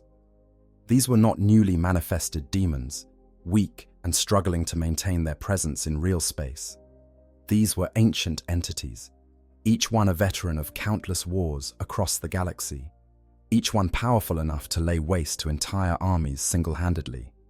The name Cruor Praetoria translates from ancient Gothic as something like Guard of Blood, or Praetorians of Slaughter, and the title was well earned. Horn himself had assembled this bodyguard specifically for Angron, selecting bloodthirsters who had proven themselves in the eternal war that raged within the warp. Each one had earned its place through acts of violence that would have made even other demons recoil. Each one had drunk from rivers of blood, taken skulls that numbered in the millions, and proven absolute loyalty to the blood god's favored Primarch. In size, each bloodthirster of the Cruor Praetoria stood nearly as tall as a Night Walker, their forms towering over even Space Marines in Terminator armor. Their builds combined humanoid structure with bestial elements, digitigrade legs ending in brass-shod hooves, torsos wrapped in muscle so dense it seemed more like armor than flesh, arms that could punch through tank armor, and heads that mixed canine and humanoid features into visages of permanent rage. Their wings deserved special mention. Each bloodthirster possessed great leathery pinions that could carry them across entire battlefields in moments. These wings were not simply appendages, but represented freedom of movement that made the demons nearly impossible to pin down. A bloodthirster could swoop down from above, strike with devastating force, and then launch itself back into the air before defenders could effectively respond. This aerial mobility made them particularly deadly against fixed defensive positions, as no wall could protect against an enemy that could simply fly over it. The armor worn by the Cruor Praetoria represented the finest demonic craftsmanship in Horn's domain. Forged in furnaces fueled by rage itself, tempered in blood drawn from 1,000 sacrifices, inscribed with runes of power that had been old when the galaxy was young, this brass armor provided protection beyond anything mortal metallurgy could achieve. But more than physical protection, the armor served as a focus for warp energies, allowing each bloodthirster to maintain its manifestation more easily and to draw upon Khorne's power more directly. The weapons they carried were no less impressive. Each bloodthirster wielded an axe of Khorne, a great two-handed weapon with a blade as tall as a space marine and a haft that extended for yards. These axes were not simple weapons, but demon-possessed artifacts, each one containing the bound essence of another demon forced into service. When an axe of Khorne struck, it did more than physical damage. It drank the souls of those it killed, consuming their essence and offering it to Khorne. Even survivors of a bloodthirster's assault often bore spiritual wounds that would never heal, their souls permanently scarred by proximity to such weapons. Supplementing their axes, each member of the Cruor Praetoria carried a whip of horn, a long barbed lash that could extend for dozens of yards. These whips served multiple purposes. They could strike at distant enemies, flaying flesh from bone with contemptuous ease. They could wrap around victims and drag them toward the bloodthirster for closer execution. They could even be used to grab hold of fortifications and pull them down, the demonic strength behind each pull sufficient to demolish buildings. But the true terror of the Cruor Praetoria lay not in their physical capabilities, impressive though those were, but in their nature as warp entities empowered by one of the galaxy's 4 dark gods. Each bloodthirster radiated an aura of such fury that even space marines could feel their combat discipline wavering. This was not simply fear, though fear was certainly part of it. It was a psychic assault that bypassed rational thought entirely, reaching directly into the primal portions of the brain and stimulating the fight-or-flight response until victims either fled in panic or attacked with suicidal aggression. The demon's psychic presence made them resistant to conventional attempts at psychic attack. Most psykers who tried to strike at a bloodthirster with warp-based powers found their attacks simply absorbed by the creature's anti-psychic nature. This trait, granted by Horn's hatred of sorcery, meant that even Grey Knights would find their psychic abilities less effective than against other demon types. They would need to rely more on their faith, their sanctified weapons, and their mastery of banishment rituals, rather than raw psychic power. Moreover, each bloodthirster of the Cruor Praetoria possessed its own distinct fighting style and personality, as much as beings of pure rage can be said to have personalities. Some favored direct assault, charging straight at the largest threat with no concern for tactics or self-preservation. Others were more cunning, using their mobility to strike at weak points in enemy formations, killing commanders and disrupting command structures. A few even showed traces of strategic thinking, coordinating with their peers to surround particularly dangerous opponents or to create killing zones where enemies would be channeled into certain death. What made them particularly dangerous was their ability to sustain significant damage and continue fighting. A bloodthirster could have its arms severed, its torso pierced by multiple shots, even its wings crippled, and it would keep coming, kept animate by the sheer force of Khorne's will and its own rage. Only through complete destruction of the physical form or proper banishment rituals could one truly stop a bloodthirster, and the Cruor Praetoria were particularly resistant to both methods. Their loyalty to Angron was absolute, while bloodthirsters in general were known for their independence and even their tendency to challenge each other for dominance. The Cruor Praetoria served the Red Angel without question or hesitation. They had been specifically chosen and bound to his service by Khorne himself, their purpose clear: protect the Demon Primarch, serve as his champions in battle, and kill anyone who dared approach their master with hostile intent. In battle, they formed a living fortress around Angron. Any enemy who wished to reach the Primarch had to first fight their way through 12 of the most powerful greater demons in existence. This was not simply a matter of killing 12 very tough opponents. It required sufficient force to break through their coordinated defense, sufficient skill to avoid their devastating counterattacks, and sufficient spiritual purity to resist their corrupting influence, all while somehow avoiding Angron's own attention as he butchered everything within reach. The Cruor Praetoria had fought together for decades, perhaps centuries by imperial reckoning. They knew each other's capabilities, could coordinate their attacks without need for communication, and had developed tactics specifically for protecting Angron against various threats. Against massed infantry, they spread out to maximize their killing range. Against armored vehicles, they concentrated their strength to crack open the toughest targets. Against enemy heroes or champions, they would often fight in pairs, one engaging directly while the other sought an opening to strike from an unexpected angle. Throughout Armageddon's invasion, the Cruor Praetoria had proven their worth repeatedly. When Space Wolves' assault squads attempted to flank Angron's advance, the Bloodthirsters intercepted them, killing dozens of Astartes in seconds. When Imperial Guard tank columns tried to bombard the Demon Primarch from range, his bodyguards simply flew to the artillery positions and massacred the crews.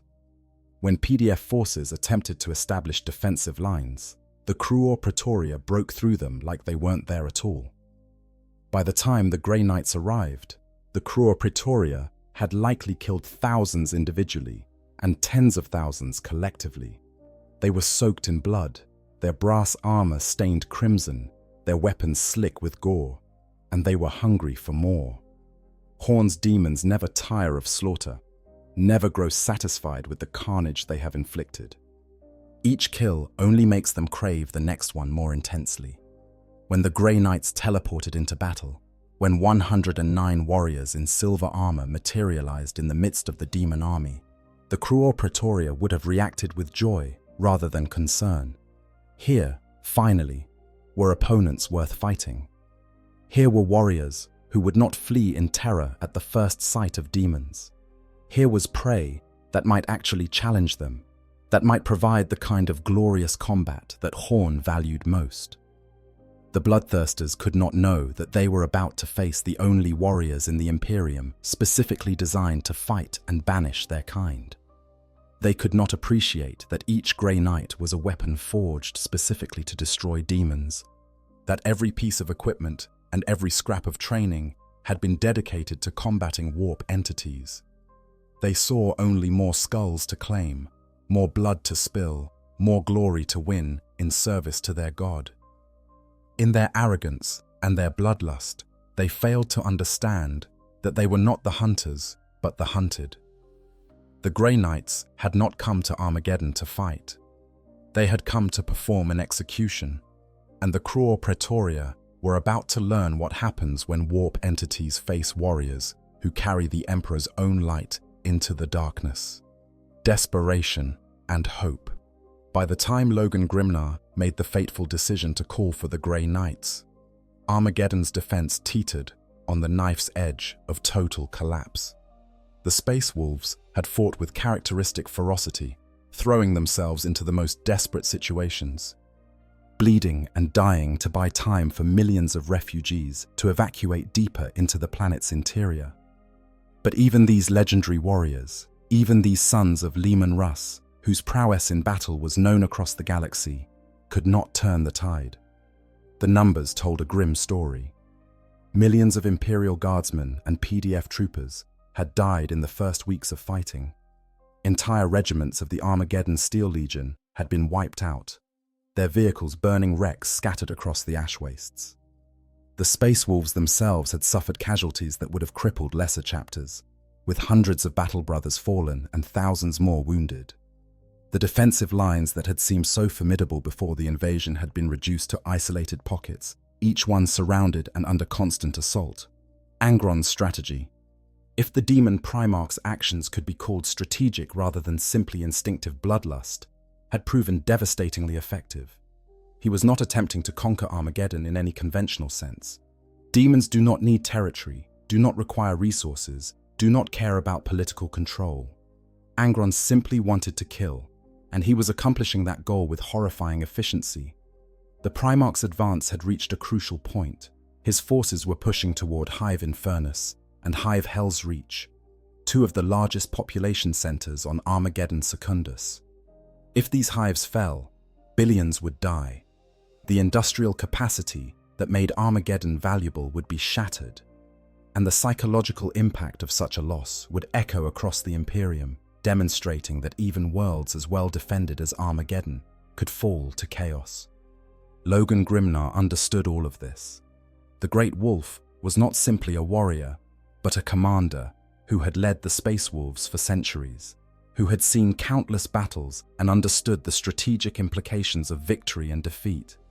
He knew that conventional forces, even Space Marine conventional forces, could not stop Angron. The Demon Primarch was simply too powerful, too fast, too resilient. Every tactic Grimnar tried, every trap he set, every concentrated bombardment he ordered, Angron shrugged off and kept killing. The Grey Knights represented the only weapon Grimnar had not yet deployed, the only force specifically designed to combat threats like Angron. But calling upon the Grey Knights meant accepting consequences that would haunt Grimnar for the rest of his life. The Ordo Malleus, the inquisitorial organization that commanded the Grey Knights, had strict protocols regarding demonic incursions. Any Imperial citizen or soldier who witnessed daemons, who learned of the Grey Knights' existence, who gained knowledge that the Inquisition deemed dangerous, would need to be dealt with. In practice, dealt with meant execution, mind-wiping, or lifelong imprisonment. The Inquisition believed, with considerable justification based on 10,000 years of experience, that knowledge of chaos was itself a vector for corruption. Simply knowing that the dark gods existed, that demons could be real, that the warp held horrors beyond human comprehension, could make individuals vulnerable to demonic whispers and manipulation. Better, the Inquisition reasoned, to ensure such knowledge never spread by eliminating everyone who possessed it. This meant that calling in the Grey Knights would doom every survivor of Armageddon's defense. The millions of Imperial Guardsmen, the tens of thousands of PDF troopers, the countless civilians who had witnessed demons during the invasion, even the Space Wolves themselves who had fought alongside the Grey Knights, all of them would face purging by the Inquisition. They would be rounded up, sterilized to prevent them from passing on genetic information that might carry taint, and imprisoned in work camps where they would labor until death. Grimnar knew this. He had dealt with the Inquisition before, had seen their methods, understood their reasoning, even if he despised their lack of humanity, and he agonized over the decision. These were his men, soldiers who had followed him into the jaws of hell, who had given everything to defend their world. The idea of rewarding their service with imprisonment and sterilization sickened him.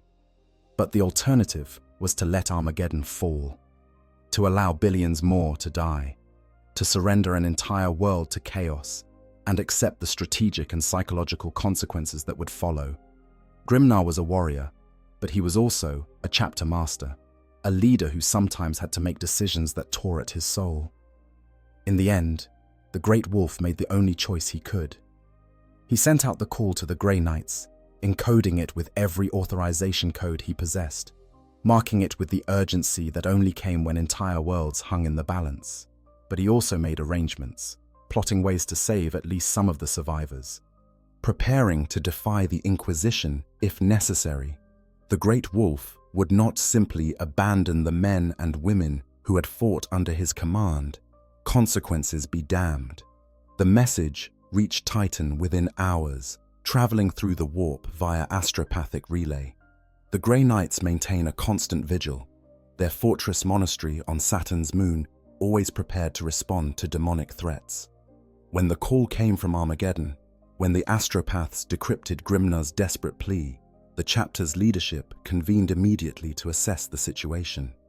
The details painted a picture of apocalyptic threat. A demon primarch, one of the most dangerous entities in the galaxy, had manifested at full strength. He was supported by his personal bodyguard of 12 bloodthirsters and leading an army that numbered in the millions. Conventional forces, including an entire Space Marine chapter, were proving insufficient to contain him. The death toll was already catastrophic and climbing by the hour. The Grey Knights' response was swift and comprehensive. They would commit an entire brotherhood to the operation, 109 warriors, under the command of Brother Captain Taramar Aurelian of the Third Brotherhood. This represented a significant portion of the chapter's active strength, far more than they would normally commit to a single engagement. But the threat level justified extraordinary measures. Taramar Aurelian was a veteran of countless demon wars, a warrior who had fought and banished greater demons before, who had led his brotherhood through the worst horrors the warp could manifest. He understood immediately the magnitude of the task before him. His Grey Knights would not be conducting a conventional military operation. They would not be establishing defensive positions, coordinating with other Imperial forces, or attempting to drive the enemy from the field through superior tactics and firepower. No, the mission was much simpler and infinitely more dangerous. They would teleport directly into the heart of the demon army. They would attack Angron and the Cruor Praetoria directly, engaging them in close combat, while the demon Primarch was at his strongest. And they would either banish Angron back to the warp or die trying. There was no middle ground, no possibility of retreat or alternative tactics. This was a decapitation strike in its purest form, a desperate gambit that would either end the threat or end in total failure. As the Grey Knights prepared for deployment, as they conducted the rites of purification and blessed their weapons, each warrior understood that he was likely going to die on Armageddon. The odds were simply too great, the enemy too powerful. But none of them hesitated, none of them questioned the mission. This was what they had been created for, what they had trained their entire lives to do. On board the Grey Knights' strike cruisers, the Brotherhood gathered for final preparations. They checked and rechecked their equipment, each warrior examining his armor's ward inscriptions, testing his force weapon's psychic resonance, ensuring his Stormbolter was loaded with blessed ammunition. They prayed together, reciting litanies that dated back to the chapter's founding, asking not for survival, but for the strength to complete their mission. Among the Grey Knights preparing for deployment was a young warrior named Hyperion, a recent recruit who had only been with Squad Castian for a short time. Hyperion possessed psychic potential beyond even the usual Grey Knight standard, but he was still learning to control it, still proving himself to his battle brothers. This would be his first major deployment, his baptism of fire against a threat that would have tested far more experienced warriors. Hyperion was not alone in his relative inexperience. Many of the Grey Knights preparing for deployment were newly elevated to full brotherhood status, warriors who had completed their training but lacked the decades or centuries of experience that characterized the chapter's most veteran members. This was not because the Grey Knights had sent their least experienced warriors to Armageddon. It was because they had sent everyone they could spare, veterans and new brothers alike, understanding that even their full numbers might not be enough. Brother Captain Aurelian addressed his brotherhood before deployment, his words characteristically direct. He reminded them of their duty, of the billions counting on them to succeed. He acknowledged the danger they faced, but also expressed his absolute faith in their ability to accomplish the mission. He spoke of the Emperor's light that dwelled within each of them, of the training that had prepared them for exactly this moment, of the pride he felt in leading such warriors into battle. And then, as the strike cruisers emerged from the warp at the edge of the Armageddon system, as the ships raced toward the embattled world at maximum acceleration, the Grey Knights entered their Terminator armor and prepared for teleportation. This would be no conventional insertion. They would not land via drop pod or Thunderhawk. They would teleport directly onto the battlefield, materializing in the midst of the enemy, their arrival timed to coincide with a major Space Wolves offensive that would hopefully draw at least some of Angron's attention. Logan Grimnar, commanding his forces from the front as always, coordinated the timing carefully. His Space Wolves would launch a massive assault along the entire defensive front, throwing everything they had at the Chaos forces in an attempt to create maximum confusion. At the critical moment, when Angron was fully engaged and hopefully distracted, the Grey Knights would strike. As the moment approached, as teleportarium machinery powered up and warp energies coalesced around 109 silver-armored warriors, each Grey Knight made his peace with the Emperor and prepared for what would likely be his final battle.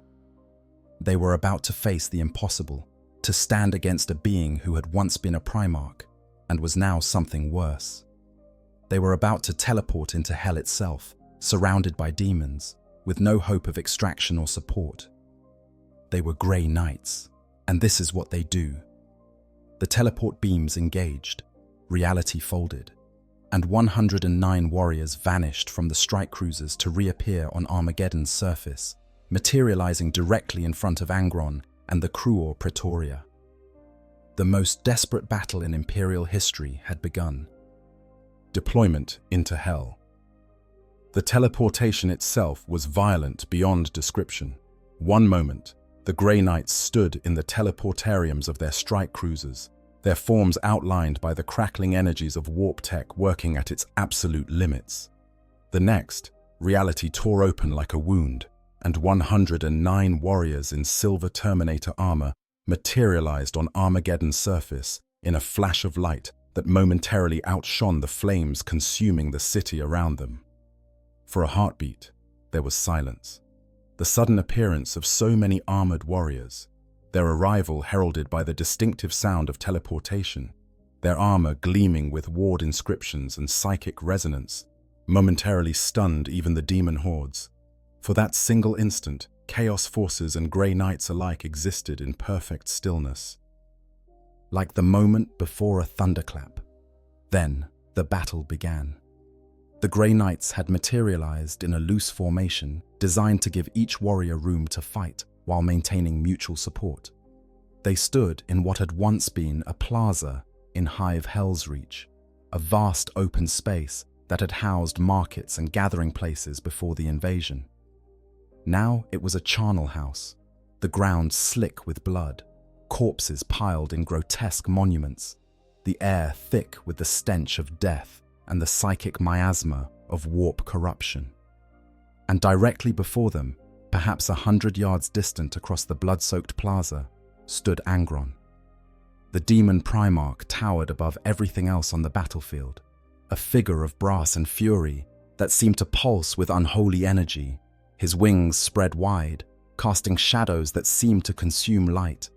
The black blade gleamed in his hand, the demon weapon hungry for more souls to devour. Around him stood the Cruor Praetoria, 12 bloodthirsters arranged in a protective formation, their own considerable size dwarfed by their master's bulk. For several heartbeats, the two forces simply observed each other.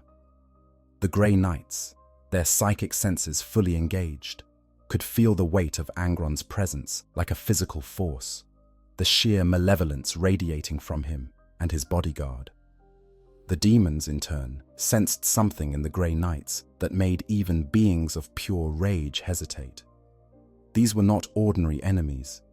These warriors carried something anathema to demon kind, a purity and purpose that caused actual pain to warp entities. Brother, Captain Aurelian, stood at the center of his formation, his force weapon raised, his voice carrying across the Vox network that linked all the Grey Knights. He did not give grand speeches or offer challenges. Instead, he simply stated facts, reminding his warriors of their training, their purpose, and their faith.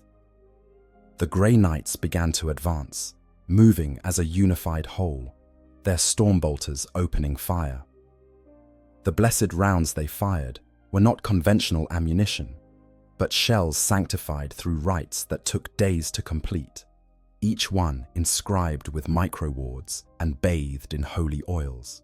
When these rounds struck demonic flesh, they burned like acid, each impact causing spiritual as well as physical damage. Simultaneously, the Grey Knights began to chant.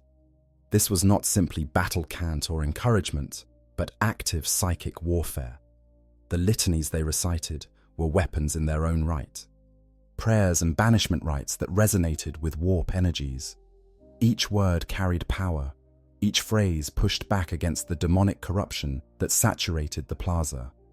The very air seemed to grow clearer as the Grey Knights advanced, their collective faith creating a bubble of relative sanity in a world gone mad. The demon horde responded with fury. Lesser demons, bloodletters, and flesh hounds that had been killing survivors throughout the city now turned toward this new threat. They charged with the characteristic mindlessness of hornate demons, seeking only to close to melee range and kill. Behind them came World Eaters, the traitor Marines, recognizing the threat that the Grey Knights represented and moving to intercept. But the Grey Knights were ready. As the first wave of demons closed, the Grey Knights unleashed their full psychic might. Force weapons blazed with imperial fire, each strike banishing lesser demons instantly, sending them screaming back to the warp. Storm bolters fired in perfectly coordinated volleys, each burst focused on maximum effect. The Grey Knights fought with inhuman precision, their movements coordinated through psychic communication, every warrior knowing exactly where his brothers were and what they were doing. Bloodletters that would have slaughtered PDF troopers by the dozens died in seconds, their demonic forms unable to withstand blessed ammunition and psychically empowered blades. World Eaters who had butchered their way through entire companies of space wolves found themselves matched or exceeded, the Grey Knights' superior equipment and specialized training evening the odds. The advance continued, the Grey Knights pushing through the demon tide like a spear of silver light through a sea of corruption. But this was merely the preliminary engagement. The real battle waited ahead, where Angron and the Cruor Praetoria observed the Grey Knights' approach with something approaching satisfaction. Here, finally, were foes worthy of attention. Here were warriors who would not flee, who could not be broken through fear, who represented a real challenge rather than simple slaughter. The bloodthirsters moved first, spreading out to engage the Grey Knights, while leaving Angron himself in the center of the formation. This was tactical doctrine for the Cruor Praetoria. They would handle the bulk of the enemy forces while their master dealt with the most dangerous threats. Against conventional forces, this strategy had proven devastatingly effective. Against the Grey Knights, it would be tested as never before. The first bloodthirster to engage the Grey Knights came in from above, wings carrying it across the plaza in seconds, descending toward the left flank of the Grey Knights' formation.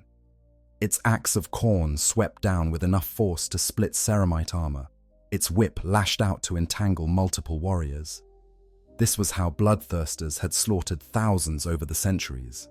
Sudden violence from unexpected angles, overwhelming force applied before enemies could react. But the Grey Knights were not caught by surprise. They had trained specifically to fight greater demons, had studied their tactics and capabilities, had prepared for exactly this moment.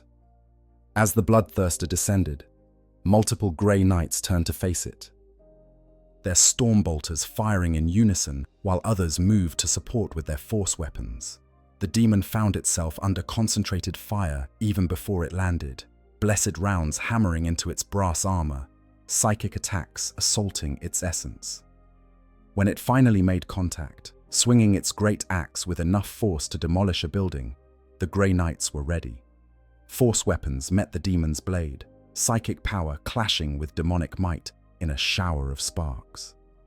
The bloodthirster's whip wrapped around one Grey Knight's arm, but before it could drag him toward death, his brothers were there, their blades severing the demonic weapon, their combined psychic might forcing the demon back.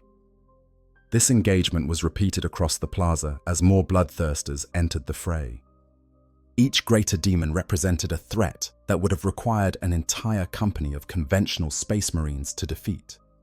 But the Grey Knights fought them in small groups, their specialized training and equipment allowing them to stand against odds that should have been impossible. Yet even as the Grey Knights engaged the Cruor Praetoria, even as silver-armored warriors dueled with greater demons across the blood-soaked plaza, the true threat remained. Angron had not moved from his position, the demon Primarch observing the battle with eyes that burned with unholy fire. He watched as his bloodthirsters engaged the Grey Knights, watched as warriors in silver armor fought beings that had slaughtered armies, and then, like a coiled spring suddenly released, he moved. Angron's charge was not simply fast. It defied mortal understanding of speed and movement.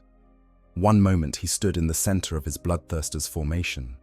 The next, he was among the Grey Knights, the black blade already swinging, the demon Primarch's roar drowning out even the thunder of gunfire.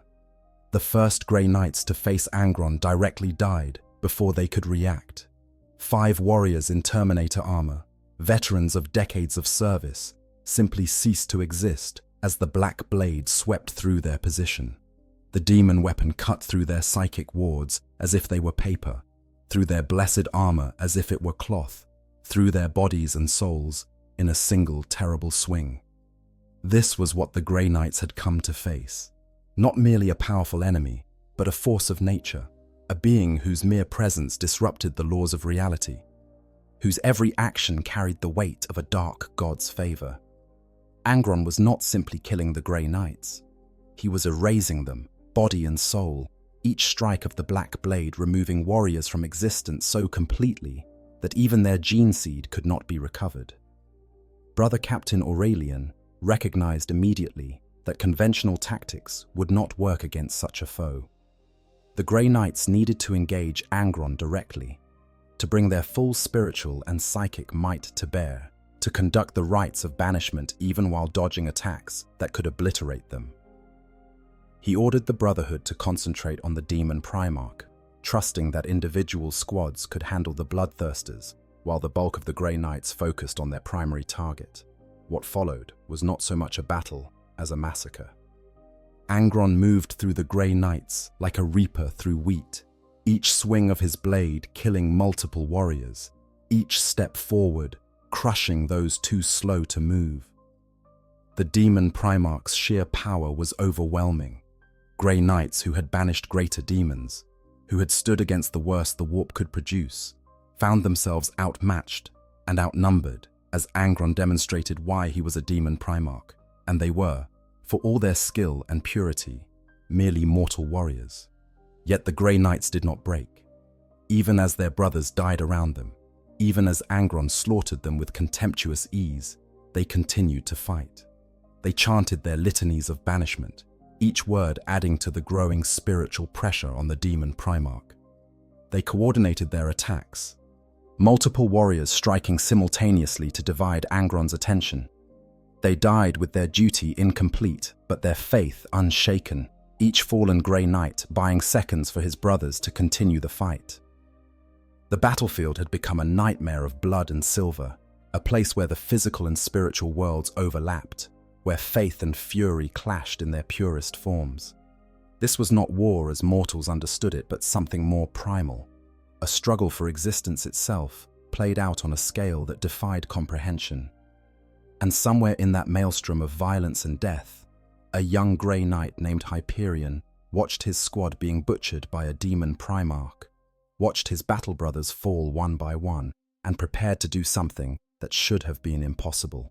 But before we reach that moment, we must understand the full horror of what led up to it, the price in blood and souls that brought 109 Grey Knights down to a handful of survivors standing before a seemingly invincible enemy.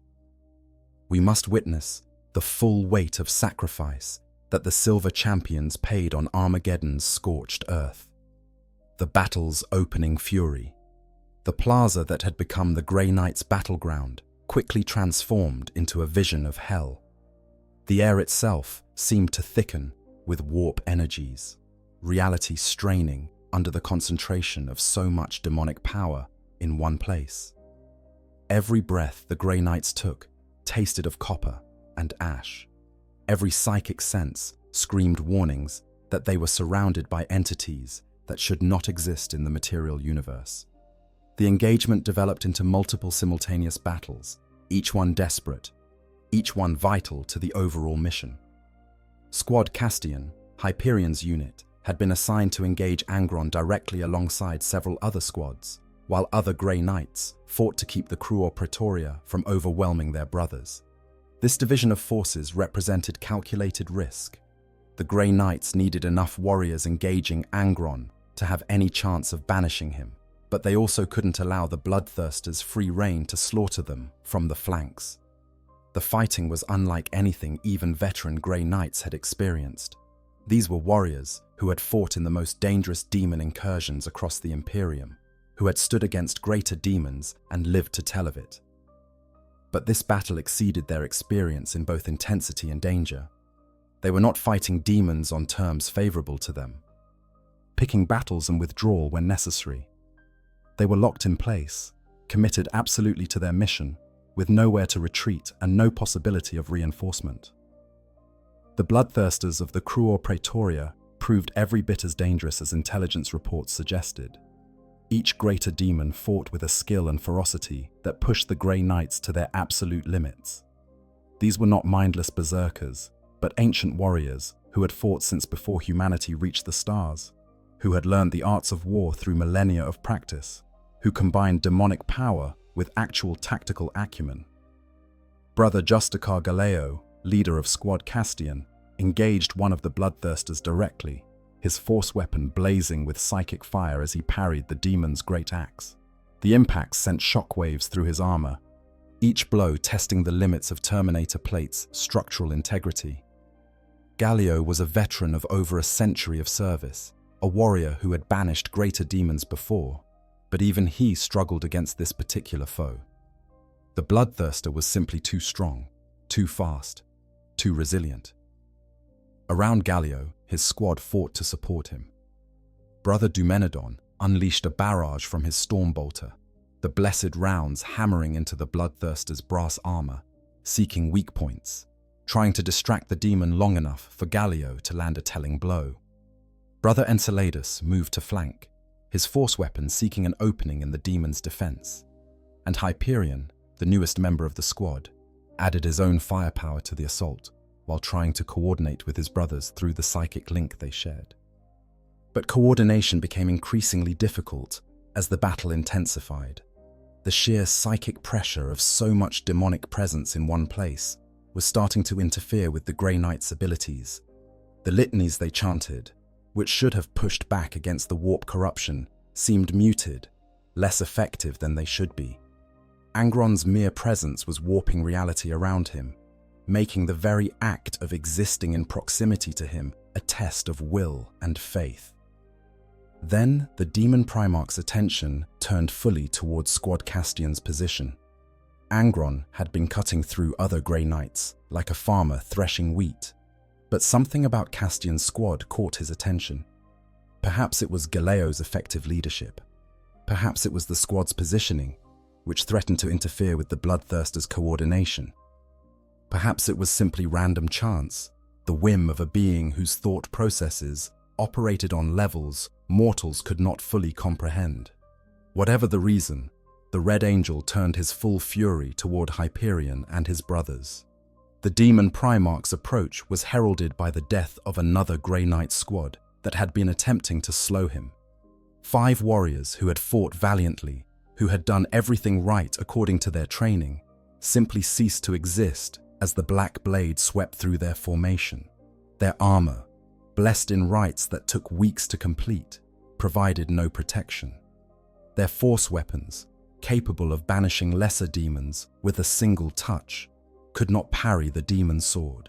Their faith, which had carried them through countless battles, was insufficient against a being who had once stood beside the Emperor as a favored son. Angron reached Squad Castian's position like an avalanche of brass and fury. Justicar Galio, recognizing the threat, tried to interpose himself between the demon Primarch and his squad. It was a gesture of courage and leadership, the kind of selfless sacrifice that defined the best of the Adeptus Astartes. But courage and sacrifice, while admirable, were not always enough. The Black Blade took Galeo first. The Justicar managed to raise his force weapon in defense, managed to channel enough psychic energy through it to actually deflect Angron's initial strike. For a heartbeat, it seemed like he might survive, might hold the demon Primarch long enough for his brothers to come to his aid. Then Angron's second blow came. Faster than mortal eyes could follow, too quick for even psychically enhanced reflexes to avoid. Galeo died instantly, his body and soul consumed by the demon weapon. The Justicar, who had led Squad Castian through dozens of successful missions, who had banished demons and saved worlds, who had embodied everything a Grey Knight should be, was erased from existence as if he had never been. His gene seed, that precious genetic legacy that should have been recovered to create new Grey Knights, was destroyed beyond any possibility of salvage. Brother Dumenedon was next. He tried to avenge his Justicar, charging at Angron with his force weapon blazing, his storm bolter firing even as he closed to melee range. It was a brave attack, executed with perfect technique. Against almost any other enemy, it would have succeeded. But Angron was not any other enemy. The demon Primarch didn't even acknowledge Dumenedon's charge, simply backhanding the Grey Knight with his free hand. The blow sent Dumenedon flying across the plaza, his armor crushed, his body broken, dying before he hit the ground. Brother Malcadiel, Hyperion's friend and fellow squad member, attempted to use the distraction Dumenedon had created to strike at Angron's flank. He moved with the speed and precision that defined Grey Knight's combat technique, his force weapon aimed at a gap in the demon Primarch's armor. For a moment, it looked like he might succeed, like his blade might actually wound the Red Angel. But Angron was a Primarch, demon-enhanced or not, and Primarchs had reflexes that made even Space Marines seem slow. The demon turned with impossible speed, the black blade intercepting Malcadiel's strike with contemptuous ease. Then, with deliberate cruelty, Angron didn't kill Malcadiel immediately. Instead, the demon Primarch's blow crippled him, shattering the Grey Knight's armor, breaking his body, leaving him conscious but paralyzed on the blood-soaked ground. This was psychological warfare of the cruelest kind. Angron knew that Grey Knights would not abandon their brothers, that they would attempt rescue even in the face of certain death. By leaving Malcadiel alive but helpless, the demon Primarch had created a trap, bait to draw more Grey Knights into the Black Blade's reach. Brother Enceladus took the bait, as Angron knew he would. The Grey Knight charged toward his fallen brother, trying to drag Malkadil to safety. He made it perhaps 3 steps before Angron's whip lashed out, wrapping around his torso, and dragged him screaming toward the demon Primarch. Enceladus died fighting, his force weapon still blazing, his faith unshaken even as the black blade ended his existence. In the span of perhaps 30 seconds, Squad Castian had been destroyed. 4 warriors dead or dying, veterans of countless battles reduced to nothing by a single enemy. Only Hyperion remained standing, the youngest member of the squad, barely a year into full service as a Grey Knight. And before him stood Angron, the Black Blade still hungry, approaching to deliver the killing blow to Malchadiel, and then to end Hyperion himself. This was the moment that should have marked the end of Squad Castian. The moment when a young Grey Knight and his crippled brother would join their squadmates in death. This was how countless other squads had fallen throughout the battle, overwhelmed by force beyond their ability to resist, dying with their mission incomplete but their honor intact. But Hyperion had been chosen for the Grey Knights, not just for his purity of spirit, but for his psychic potential, a potential that even his trainers had not fully appreciated. And as he stood before Angron, as he watched the demon Primarch raise the black blade for a killing blow aimed at his helpless friend, something within Hyperion awakened. All the training he had received, all the lectures on channeling psychic power, all the warnings about overextending his abilities, all of it became irrelevant in that moment.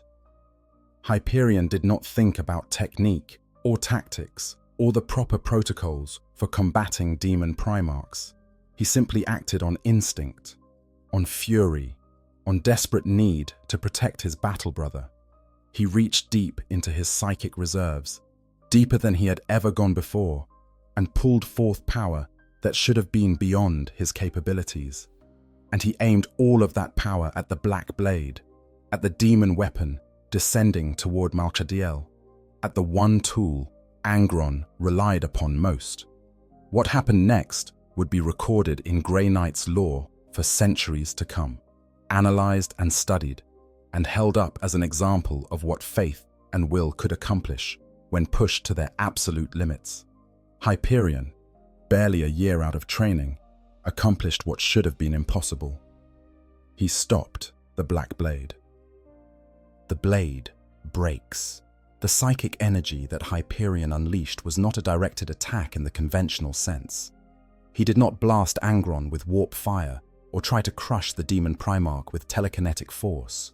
Such attacks would have been useless against a being of Angron's power, deflected by the anti-psychic properties of Khorne's blessings, absorbed by the demon Primarch's unholy resilience.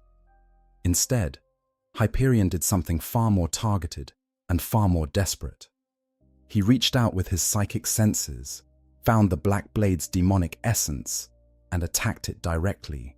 The demon weapon was not simply an object, but a bound entity, a greater demon imprisoned in sword form and forced to serve its wielder.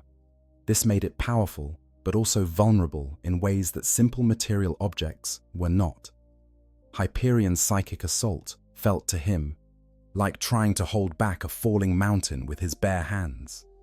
The Black Blade's essence was ancient, powerful, and utterly malevolent. It had drunk the souls of thousands, perhaps millions, over its existence. It was sustained by Khorne's favor and wielded by a demon Primarch. Everything about it should have made Hyperion's attempt futile, a candle flame trying to push back the sun. But Hyperion was a Grey Knight, trained from childhood to combat demons, his very genetic structure modified to resist warp corruption. And he was desperate, acting not from calculation but from pure need to save his battle brother. Sometimes, in the grim darkness of the 41st millennium, desperation and purity can accomplish what careful planning cannot. The Black Blade froze in mid-descent. Angron's blow arrested, as if the sword had struck an invisible wall. The demon Primarch's eyes, burning with warp fire, registered something that might have been surprise. He increased the force of his swing, putting more of his considerable strength behind the blow, expecting whatever had stopped him to crumple under increased pressure. But the blade did not move. Hyperion stood before Angron, blood beginning to leak from his nose, his eyes, his ears, the strain of what he was doing literally cooking his brain from within. Every second he maintained the psychic grip cost him, cells dying, neural pathways burning out, his body beginning to shut down from the sheer effort required. He knew he could not maintain this for long. Seconds, perhaps, maybe less. So Hyperion did not simply hold the black blade in place. He squeezed, focusing every ounce of psychic might he possessed on a single point of the demon weapon's structure. He attacked not the physical sword, but the binding that held the daemon within it, the chains of reality and warpcraft that transformed a greater demon into a weapon. He assaulted these bindings with everything he had, heedless of the cost to himself, knowing that this was his only chance. The black blade began to crack. It started as small fractures, hairline breaks in the demon-forged metal, almost invisible against the blade's dark surface. But those fractures spread, propagating through the weapon's structure, and as they did, something began to leak out. This was not blood or any physical substance, but pure warp energy, the essence of the demon trapped within the blade, beginning to escape its prison. Angron felt it immediately. The connection between wielder and demon weapon suddenly became unstable, the black blade no longer responding to his will as it should. For the first time in the entire battle, for perhaps the first time since his transformation to demon Primarch, Angron experienced something approaching concern. The black blade was more than simply a weapon to him. It was a symbol of his service to Horn, a gift from the blood god himself. To have it damaged by a mortal, even a Grey Knight, was unthinkable. The demon Primarch tried to pull the sword back, to withdraw it from whatever was affecting it, but Hyperion's psychic grip held firm. And in that moment of distraction, in that instant where Angron's full attention was on his weapon rather than the battlefield around him, other Grey Knights saw their opportunity. Brother Captain Aurelian had been coordinating the broader battle, trying to direct his rapidly shrinking brotherhood against impossible odds. He had watched squads be destroyed, had seen dozens of his warriors fall to Angron and the Cruor Praetoria. But he had also been watching for any opening, any moment where the demon Primarch might be vulnerable. Now he saw that moment. Angron was frozen, his attention divided between Hyperion and the destabilizing Black Blade. The Cruor Praetoria were scattered across the plaza, engaged with other Grey Knight squads, not positioned to immediately protect their master. For perhaps 10 seconds, maybe 20, Angron was exposed. Aurelian gave the order. Every Grey Knight within range, every warrior who could disengage from their current opponent, turned their weapons and their psychic might toward the demon Primarch. Stormbolters fired in unison, blessed rounds hammering into Angron from multiple angles. Force weapons blazed with power as those close enough to reach melee range charged in, their blades seeking whatever weak points might exist in a demon Primarch's form. But most importantly, Aurelian began the rite of banishment. This was what the Grey Knights had come to Armageddon to do, what all the fighting and dying had been building toward. The brother captain's voice, amplified through vox speakers and given power through his own considerable psychic abilities, rang out across the battlefield, speaking words in languages that predated human civilization, reciting formulas that had been ancient when the Emperor founded the Grey Knights. Other Grey Knights joined in, their voices adding to Aurelian's, the combined spiritual force of the Brotherhood's survivors, focusing on Angron like a spear of pure faith. This was not simply prayer, but active psychic warfare, an assault on the demon Primarch's very existence in real space. The Grey Knights were not trying to kill Angron in any conventional sense. They were trying to sever his connection to the material universe, to force him back into the warp, where he truly belonged. And still Hyperion held the Black Blade frozen.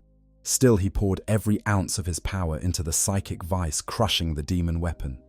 Blood streamed from his face now, his nose shattered from internal pressure, his eyes bloodshot, his ears leaking fluid. Inside his skull, his brain was literally burning, cells dying by the millions, neural pathways simply ceasing to function under the impossible strain. Then, the black blade shattered. The sound was not physical, but psychic, a scream that echoed across both the material universe and the warp, the death cry of a bound demon suddenly released from millennia of servitude. The sword exploded into fragments, shards of demon-forged metal flying in all directions, each piece screaming with the voice of the entity that had been imprisoned within it. Angron howled in fury and pain. The loss of the black blade was not merely the loss of a weapon, but a spiritual wound, a severing of the connection between the demon Primarch and one of Horn's greatest gifts. For the first time since his manifestation on Armageddon, Angron was diminished, his power reduced, his connection to the material universe weakened. And that was when Brother Captain Aurelian struck. The Brother Captain had been moving forward throughout the banishment rite, fighting his way through lesser demons and world eaters, his force weapon blazing with power that grew stronger with every word of the ritual. He had known from the beginning that he would not survive this mission, that the death toll was simply too high for any of the Grey Knight's leadership to escape. But he had also known that if he could reach Angron, if he could strike the demon Primarch at the moment of maximum vulnerability, he might accomplish what 109 Grey Knights had come to do. Aurelian reached Angron just as the black blade shattered. His force weapon, a great sword that had banished countless demons, struck at the demon Primarch with all the spiritual force the Brother Captain could channel through it. The blow did not simply cut flesh. It struck at Angron's very essence, at the warp energies that sustained his manifestation, at the threads that bound him to real space. Angron tried to defend himself, but without the black blade, his options were limited. He lashed out with claws and fists, his demonic strength still formidable, but he was off balance, wounded in ways that mattered more than physical injury. The rite of banishment continued, growing stronger as more Grey Knights added their voices, the combined spiritual pressure pushing the demon Primarch further from real space with every passing second. Aurelian struck again and again, his force weapon burning with power, each blow forcing Angron further toward the warp. The Brother Captain knew he was dying, knew that Angron's counterattacks were inflicting mortal wounds, knew that even if they succeeded in banishing the demon Primarch, he would not survive to see it. But he had accepted that fate when he led his brotherhood into this battle, and he would not falter now. The demon Primarch's form began to destabilize. Warp energies that had been held in stable configuration started to unravel. Angron's physical manifestation becoming translucent, flickering between material and immaterial states. He fought against the banishment with everything he had, his will clashing against the combined faith of the Grey Knights in a purely spiritual battle that mortals could barely perceive. But it was not enough. The loss of the Black Blade had weakened him too much. The rite of banishment was being performed by true experts, warriors who had trained their entire lives for exactly this task.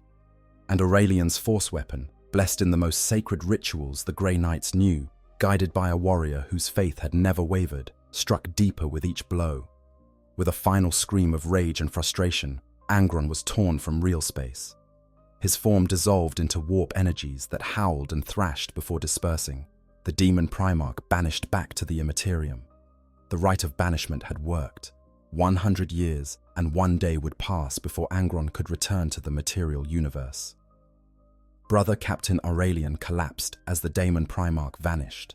His armor was shattered, his body broken by wounds that would have killed him several times over, if not for his enhanced physiology and iron will.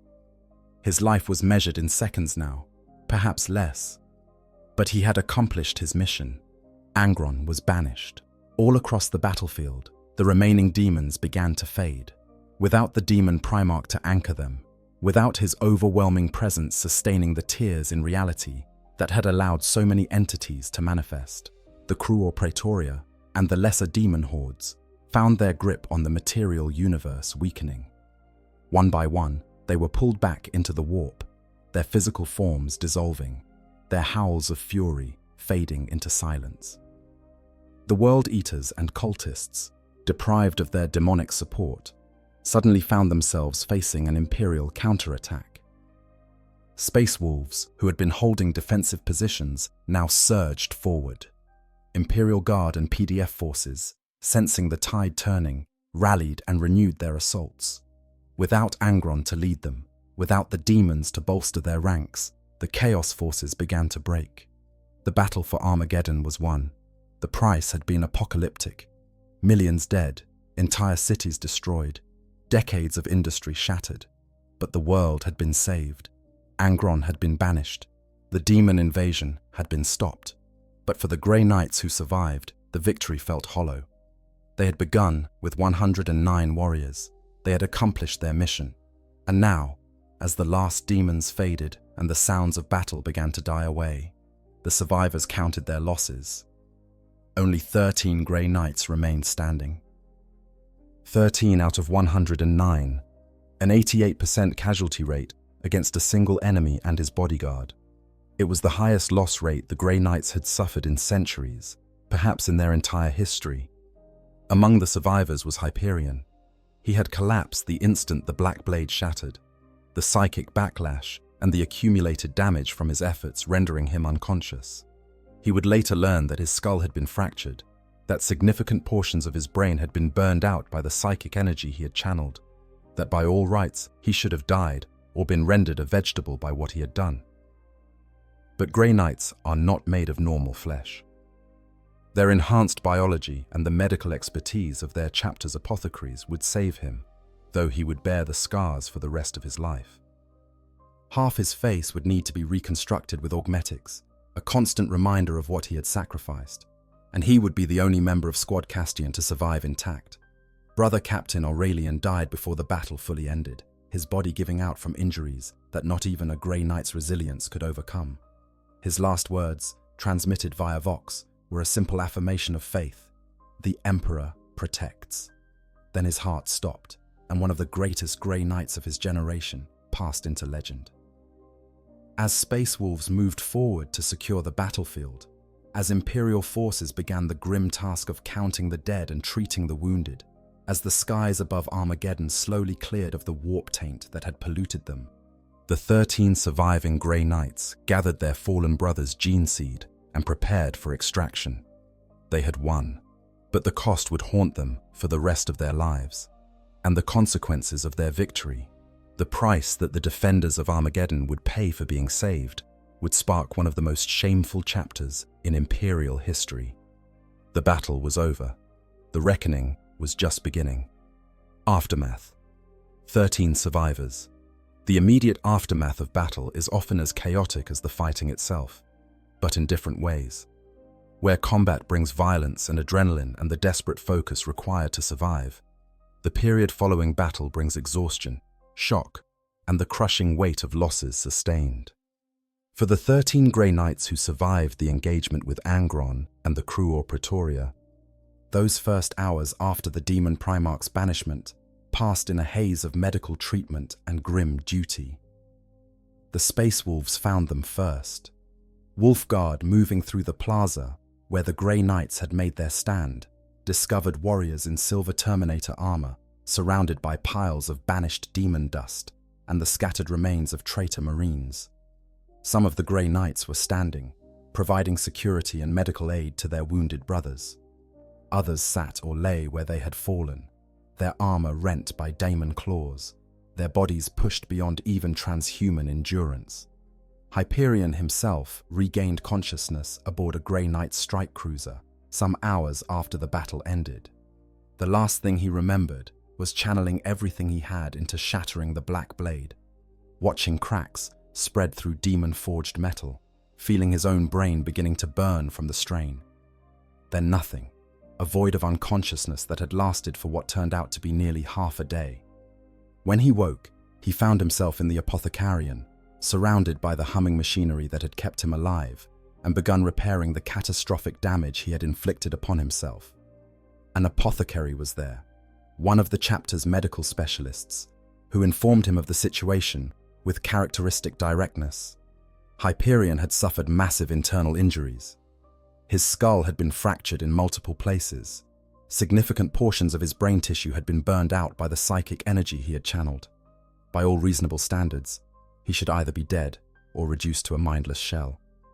But Grey Knights were not reasonable by normal standards. The same genetic modifications that made them impervious to chaos corruption also granted them resilience beyond even standard space marines. And Hyperion's psychic potential, the same power that had nearly killed him, also provided resources for healing that normal humans could not access. He would recover, the apothecary assured him, though the process would take months, and he would need extensive augmetic reconstruction. Half his face would be replaced with bionics. His psychic abilities might be permanently affected, but he would live, and he would fight again. The apothecary also delivered the harder news. Squad Castian was gone. Justicar Gallio, Brother Dumenedon, Brother Enceladus, all killed by Angron. Brother Malchadiel had survived initially, but succumbed to his injuries hours after the battle.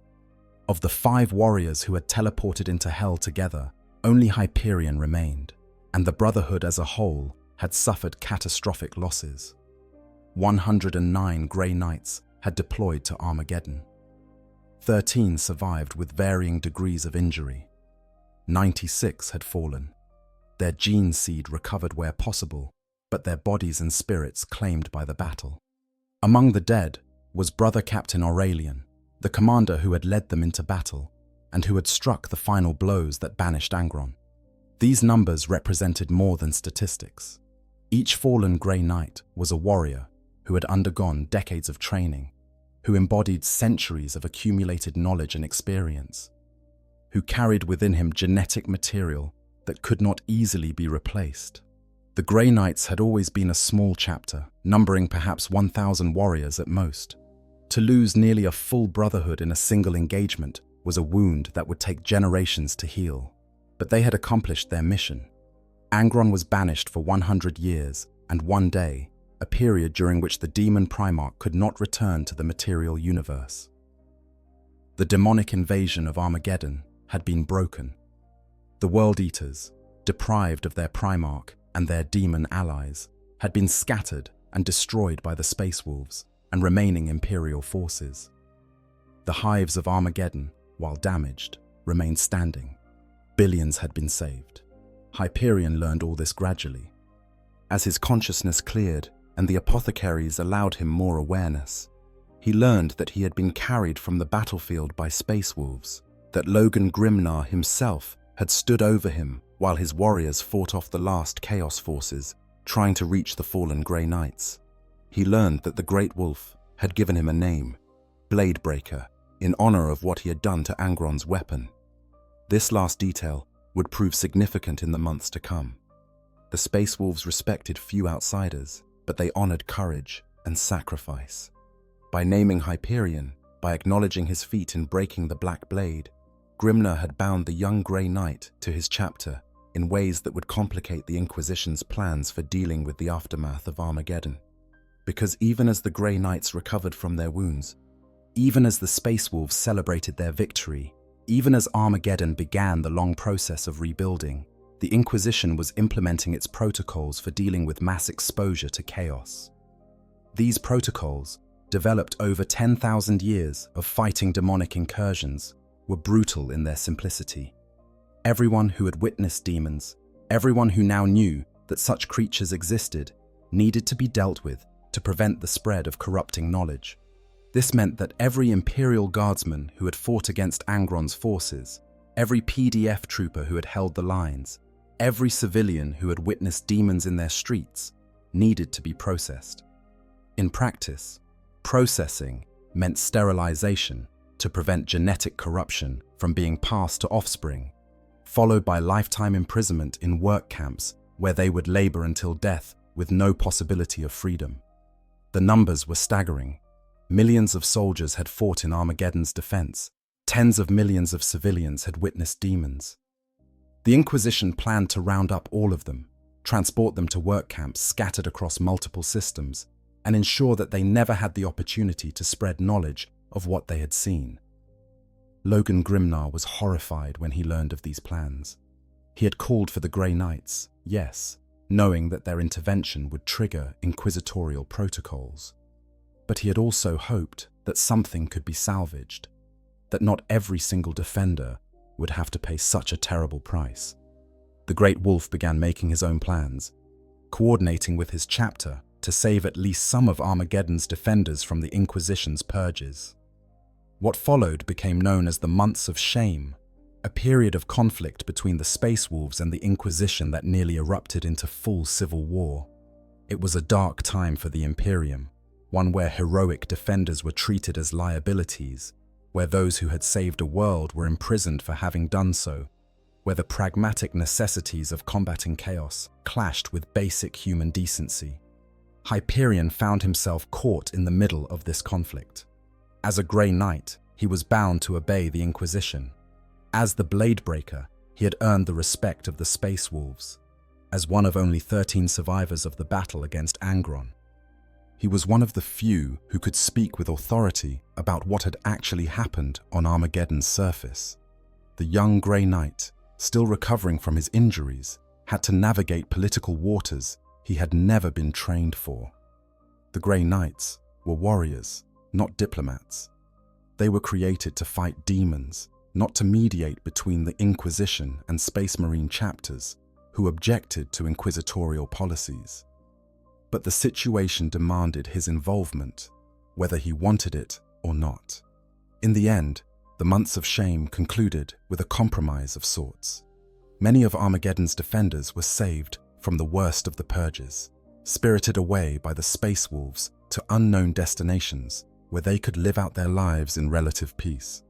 But many more were processed according to inquisitorial protocols, sterilized and imprisoned, their reward for saving their world being a lifetime of servitude.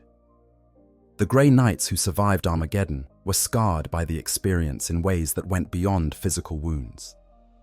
They had accomplished an impossible mission, banished a demon primarch, and saved billions of lives. But the cost had been horrific, and the aftermath had tainted even their victory.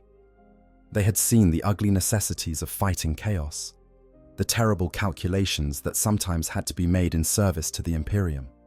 Hyperion, eventually recovering enough to return to active duty, was promoted within the chapter and assigned to the Librarius, where his psychic abilities could be properly developed.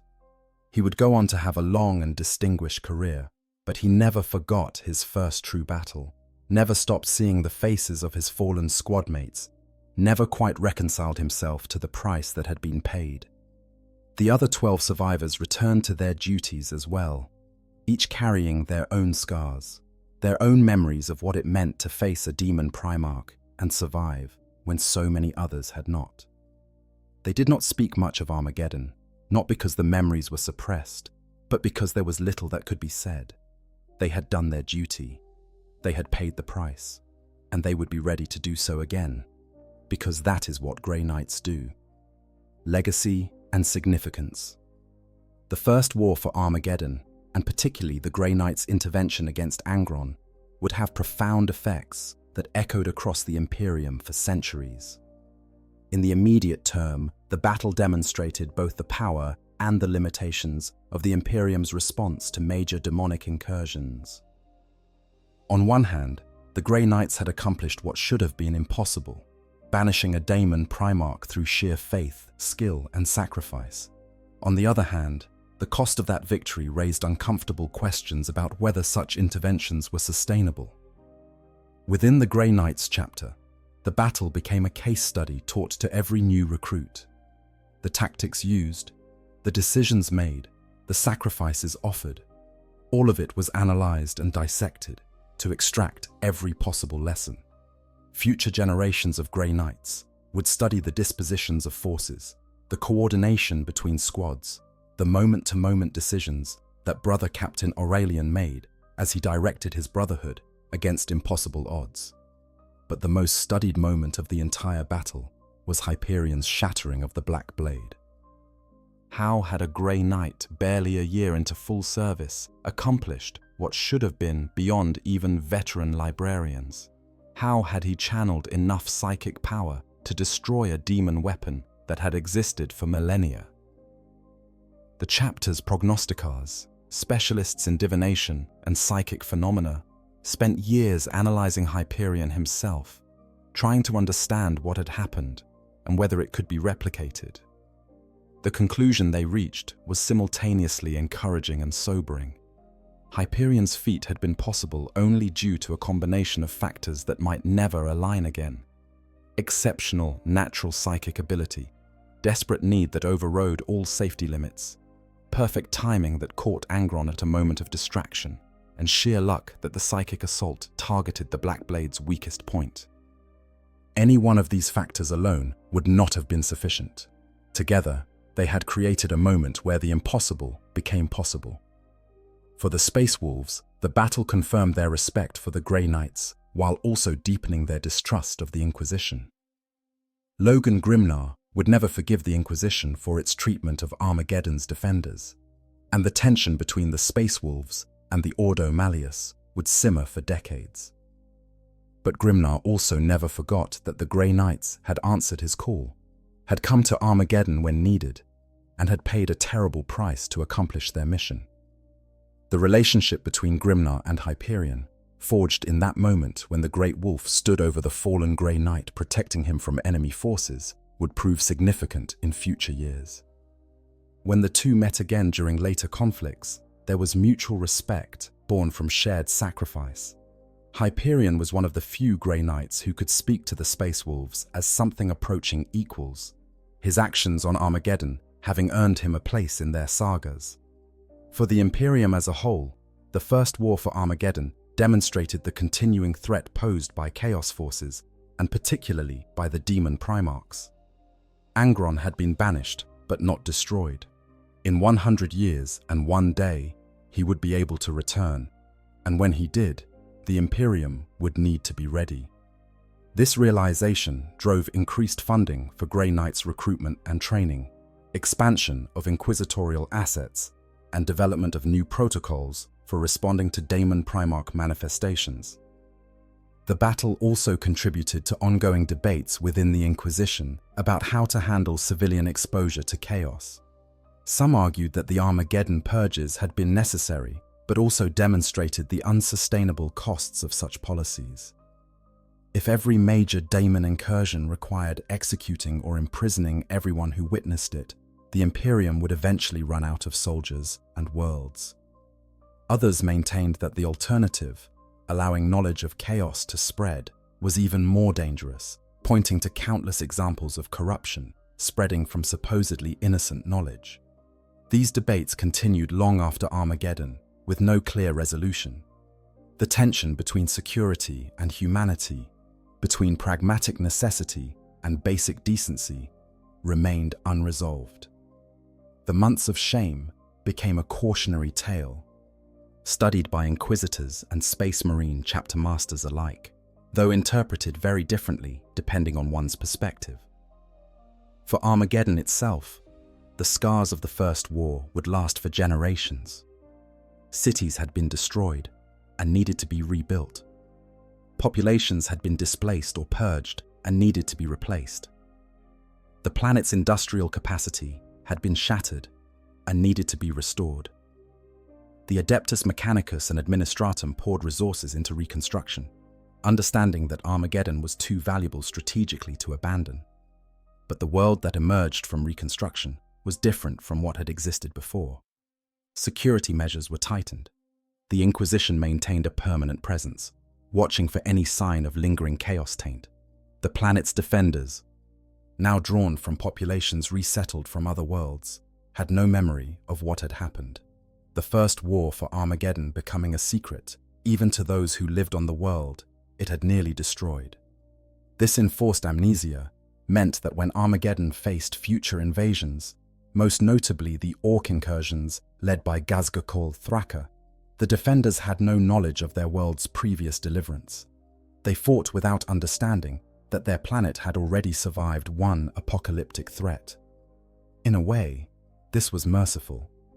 The knowledge of what had been sacrificed, what had been lost, might have been too much to bear.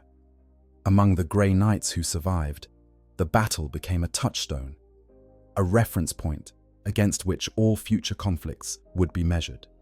Hyperion would go on to fight in numerous campaigns, would rise to prominence within the chapter, would train new generations of Grey Knights. But he never forgot the lesson of Armageddon, that victory against chaos always comes at a price, that duty sometimes demands impossible sacrifices, and that even when you win, you lose something of yourself in the process. The other survivors carried similar lessons, their perspectives shaped by having stood against a demon primarch and lived to tell of it. When they trained new recruits, when they led their own missions against demonic incursions, they brought with them the hard-won wisdom purchased with the blood of 96 fallen brothers. They knew what was possible, what was necessary, and what was lost in the eternal war against chaos. Brother Captain Aurelian's name was added to the rolls of honor in the Grey Knights Fortress Monastery on Titan, his deeds recorded for all time, his sacrifice remembered. The names of all 96 fallen Grey Knights joined him, carved into stone that would last as long as the Imperium endured. Future generations of Grey Knights would pass these names, would learn their stories, would understand that they stood on the shoulders of heroes who had given everything. The Black Blade's destruction became particularly significant. Never before had a demon primarch's weapon been shattered in combat. Angron would eventually forge or acquire new weapons in the warp, but the symbolic importance of the Black Blade's loss could not be understated. It demonstrated that even the greatest artifacts of chaos could be destroyed. That demonic power had limits, that faith and will could accomplish what raw force could not. In the centuries following the First War for Armageddon, the Grey Knights would face other demon primarchs, other apocalyptic threats. Each time, they would remember the lessons learned on Armageddon's blood-soaked surface. They would remember that victory required sacrifice, that duty sometimes demanded the impossible, and that even when facing gods and monsters, humanity's servants could prevail. And always, in the back of every Grey Knight's mind who studied the Armageddon campaign, was the knowledge that 100 years and one day after his banishment, Angron would return. The demon primarch would manifest again, would seek new worlds to conquer, new skulls to claim for Khorne's throne. And when he did, the Grey Knights would be ready, having learned from their predecessors' sacrifice how to face such a threat. The First War for Armageddon was not the end of the story. It was merely one chapter in an endless war, one battle in a conflict that had raged for 10,000 years and would continue as long as humanity survived. But it was a chapter that mattered, a battle that demonstrated what could be accomplished when warriors of sufficient courage and purity stood against the darkness. 109 had become 13, but those 13 had stood with 109 fallen brothers behind them, their sacrifice honored, their duty completed, their faith unshaken. In the grim darkness of the 41st millennium, where there is only war, sometimes that is all the victory that can be achieved, and sometimes that is enough. Conclusion. The story of when 109 Grey Knights faced a demon army led by Angron is more than just an account of a battle. It is a testament to the nature of heroism in Warhammer 40K's grimdark universe. A reminder that even in the darkest timeline imaginable, individuals can make choices that matter, can stand against impossible odds, can give everything they have in service to something greater than themselves. We've journeyed through the origins of the Grey Knights, understanding how they were forged into humanity's ultimate weapon against chaos. We've explored the nature of the warp and its demonic denizens, comprehending the true horror of what these warriors face. We've seen Armageddon as it was before the invasion, a world of billions counting on their defenders to preserve their lives and their futures. We witnessed the invasion itself, the arrival of Angron and his forces, the desperate stand of Imperial defenders who bought time with their blood. We came to understand Angron not as a simple villain, but as a tragic figure, a primarch broken by circumstances and twisted into something monstrous. We met the Cruor Praetoria, 12 bloodthirsters whose individual power would have required armies to counter. Then we saw the Grey Knights arrive, 109 warriors in silver armor teleporting directly into hell, engaging enemies that outnumbered them thousands to one, fighting not for glory or recognition, but because it was their duty. We watched as they were butchered by Angron, as squad after squad fell before the Demon Primarch's fury, as the cost of their mission mounted into the dozens, then into the 90s. And we witnessed the moment that defined it all. Hyperion, a young Grey Knight barely a year into service, accomplishing the impossible by shattering the Black Blade. We saw Brother Captain Aurelian make the final sacrifice, striking down Angron, even as his own life drained away. We counted the cost: 96 fallen, 13 survivors, a victory purchased at a price that would haunt everyone involved for the rest of their lives. In the aftermath, we confronted the ugly necessities of the Imperium's war against chaos, the purges that followed victory, the months of shame that demonstrated how even heroes can be discarded when they become inconvenient. And we traced the legacy of the battle, how it shaped the Grey Knights as a chapter, how it influenced Imperial policy, how it became a legend that would be studied and remembered for centuries. But perhaps the most important lesson from this story is what it tells us about the nature of the Warhammer 40K universe itself. This is a setting where there are no easy victories, where every triumph comes at terrible cost, where the heroes we follow are not guaranteed survival or even recognition. The Grey Knights who fought on Armageddon knew they were likely going to die. They went anyway, because duty demanded it. This is not the heroism of conventional stories, where the good guys win because they're good, where sacrifice is meaningful because it's recognized and celebrated. This is grimmer, darker heroism, the willingness to do what needs to be done, knowing that history might not even record your name, knowing that even victory will be bitter, knowing that the war never truly ends, and your sacrifice merely buys time for others to continue the fight. The 109 Grey Knights who teleported into battle on Armageddon were not naive. They understood the odds. They knew most of them would not survive.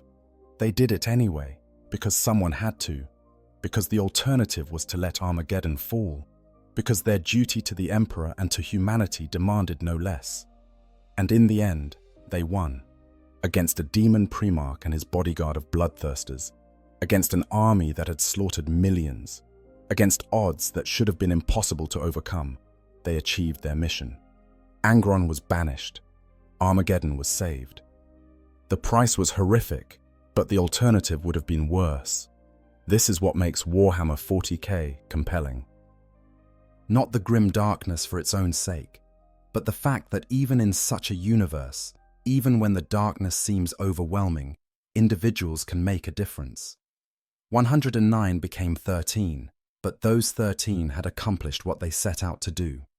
Their fallen brothers had not died in vain. If you've enjoyed this deep dive into one of Warhammer 40K's most heroic and tragic battles, please consider liking this video and subscribing to the channel. We cover stories like this regularly, examining the moments that define the 40K universe, exploring the lore that makes this setting so compelling. Drop a comment, letting me know what other battles or campaigns you'd like to see covered, what other chapters or factions deserve the deep dive treatment. Remember the names of the fallen. Brother, Captain Taramar Aurelian, who struck down a demon primarch even as his own life ended. Justicar Galeo, who tried to shield his squad with his own body. The 96 other Grey Knights whose names are carved in stone on Titan, honored for all time. Their sacrifice never forgotten. And remember Hyperion, the Bladebreaker, who accomplished the impossible and lived to bear witness to what happened on Armageddon's blood-soaked soil. In the grim darkness of the far future, there is only war. But there are also heroes, and their deeds echo across the centuries, inspiring those who come after to stand fast against the darkness, no matter the cost. The Emperor, protects. And the Grey Knights stand ready to ensure his protection reaches those who need it most, one impossible battle at a time.